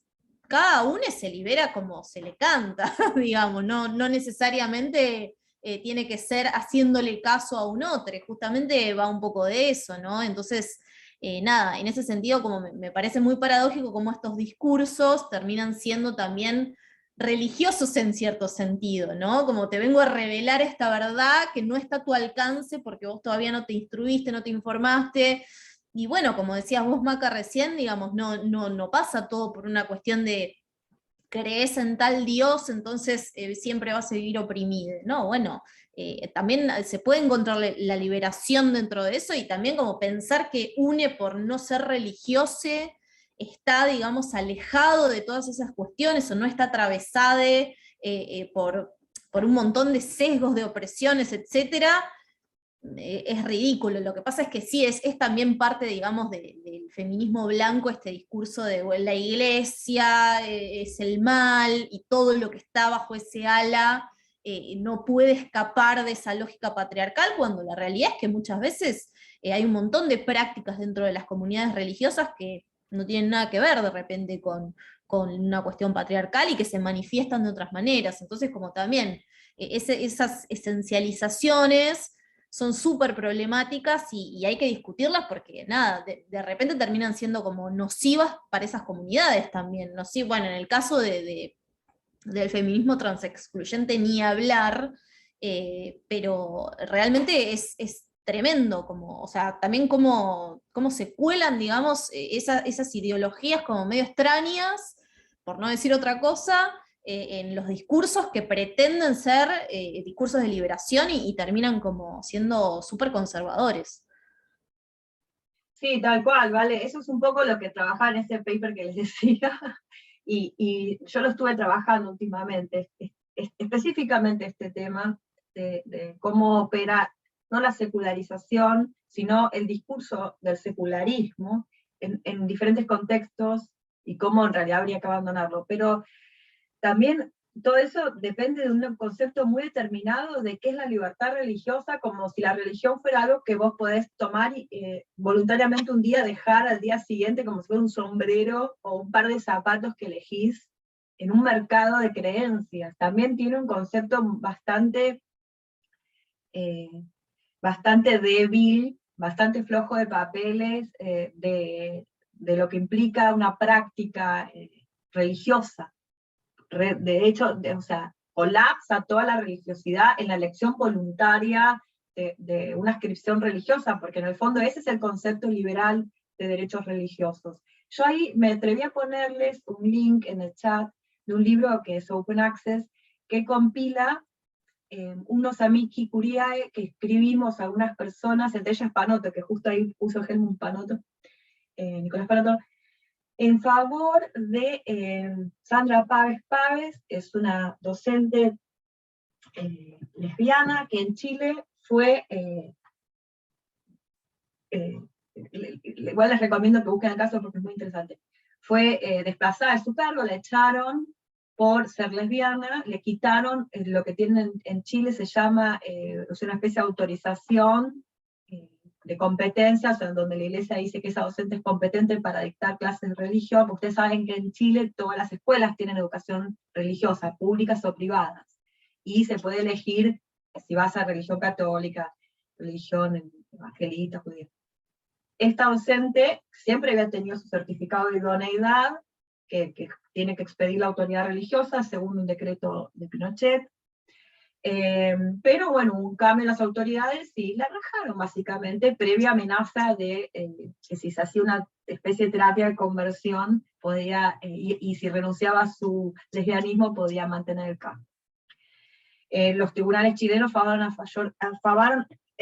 favor de la Iglesia Católica, apelando a la libertad de religión, y a todo esto de la libertad de los padres de decidir la educación, cuando toda la comunidad del colegio la amaba a esta docente, además. Y ella era una persona con una convicción y una fe y una interpretación del cristianismo alucinante, igualitaria, que además ella daba, tenía que dar catolicismo, pero también daba para todas las adscripciones cristianas que había en esa escuela, una genia. Finalmente el caso llegó a la Corte Interamericana y ahí es que escribimos estos amici. Yo lo que sostengo en el mío, que lo que se estaba violando ahí, entre otras cosas, es el derecho religioso de Sandra Páez Páez, el derecho que tiene cualquier persona a mantener una religión, y que no hay nada contradictorio entre tu orientación sexual y tus derechos LGBTIQ+, y tus derechos religiosos, sino que lo que hay que hacer es reconocer que cualquier persona del colectivo enorme, LGBTIQ, etc., no tiene por qué renunciar a su religión por solamente el hecho de públicamente vivir su orientación sexual como la vive. El caso es interesante, después la Corte falló hace poquito, hace unas semanas, en favor de Sandra Páez Páez, obligando al Estado chileno a resarcirla, entre otras cosas, pero me parece interesante como una ejemplificación de lo que hace el discurso del secularismo cuando se olvida que la religión no es algo que vos tirás, y decidís de un día para otro deshacerte de eso, y que se puede vivir de otra manera, y que las autoridades eclesiásticas no tienen por qué tener la última palabra en eso, cuando hay comunidades que la viven esa religión de otra manera. Hay un caso en Argentina que es el Alba Rueda, que está tratando, ella no quiere irse del catolicismo, está tratando de que la propia religión reconozca sus derechos de identidad de género. Me parece que son casos importantes para pensar nuestros propios preconceptos acerca de lo que decía Vale recién, me parece central, acerca de qué significa la religión. Y al respecto les quiero volver a recomendar este libro de Joan Wallace Scott, Sexo y Secularismo. Está traducido al castellano.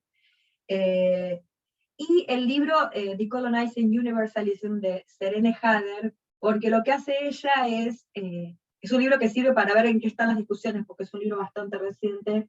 Lo que hace ella es ver cuáles son las posibilidades de luchas de éticas transnacionales. O sea, cómo no renunciar al feminismo y no renunciar a tener una solidaridad transnacional que sea respetuosa de esas particularidades que no son solamente un detalle anecdótico, un relativismo extremo, un autoctonismo, un esencialismo identitario.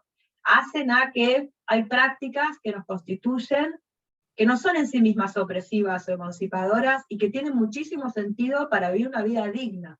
Quiere decir que no se puede esperar, ni es deseable, ni está bien, que todas las mujeres renuncien a sus religiones para ser emancipadas. Es una manera totalmente falsa de presentar el problema.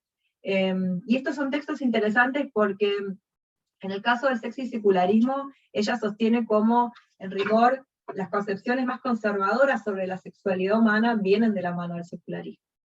Son productos del secularismo y no de un resabio religioso. O sea, son problemas que se operan, cuestiones que se operan en un presente secular, secularizante, de secularismo, y de nuevo, insisto con esto, no son resabios del pasado. Y esto es lo último que quería decir, que es, cuando pensamos que un problema que tenemos en el presente es un resabio del pasado, en vez de un problema generado por la misma estructura de nuestro presente, bueno, no lo vamos a solucionar.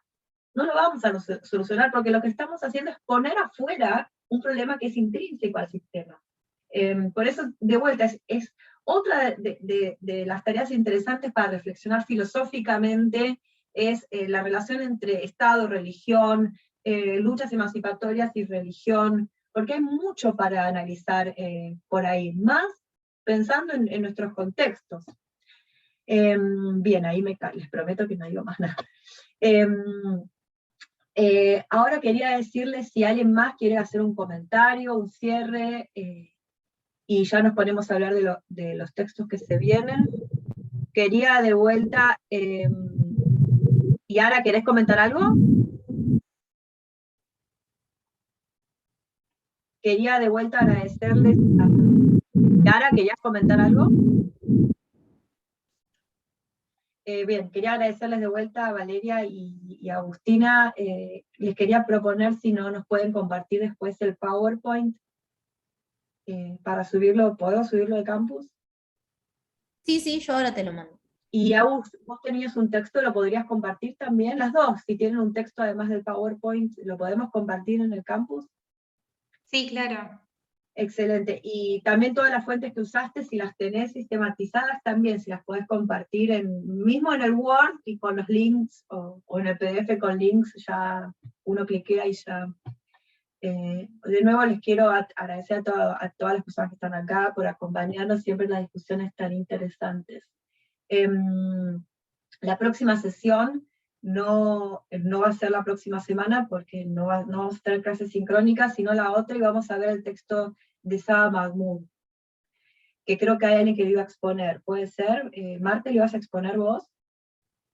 Yo lo estoy preparando. Perfecto. Tiene mucho que ver con esto que estábamos diciendo ahora. Si necesitas más literatura que te interese al respecto, no dudes en mandarme un mail y yo te mando, ¿sí?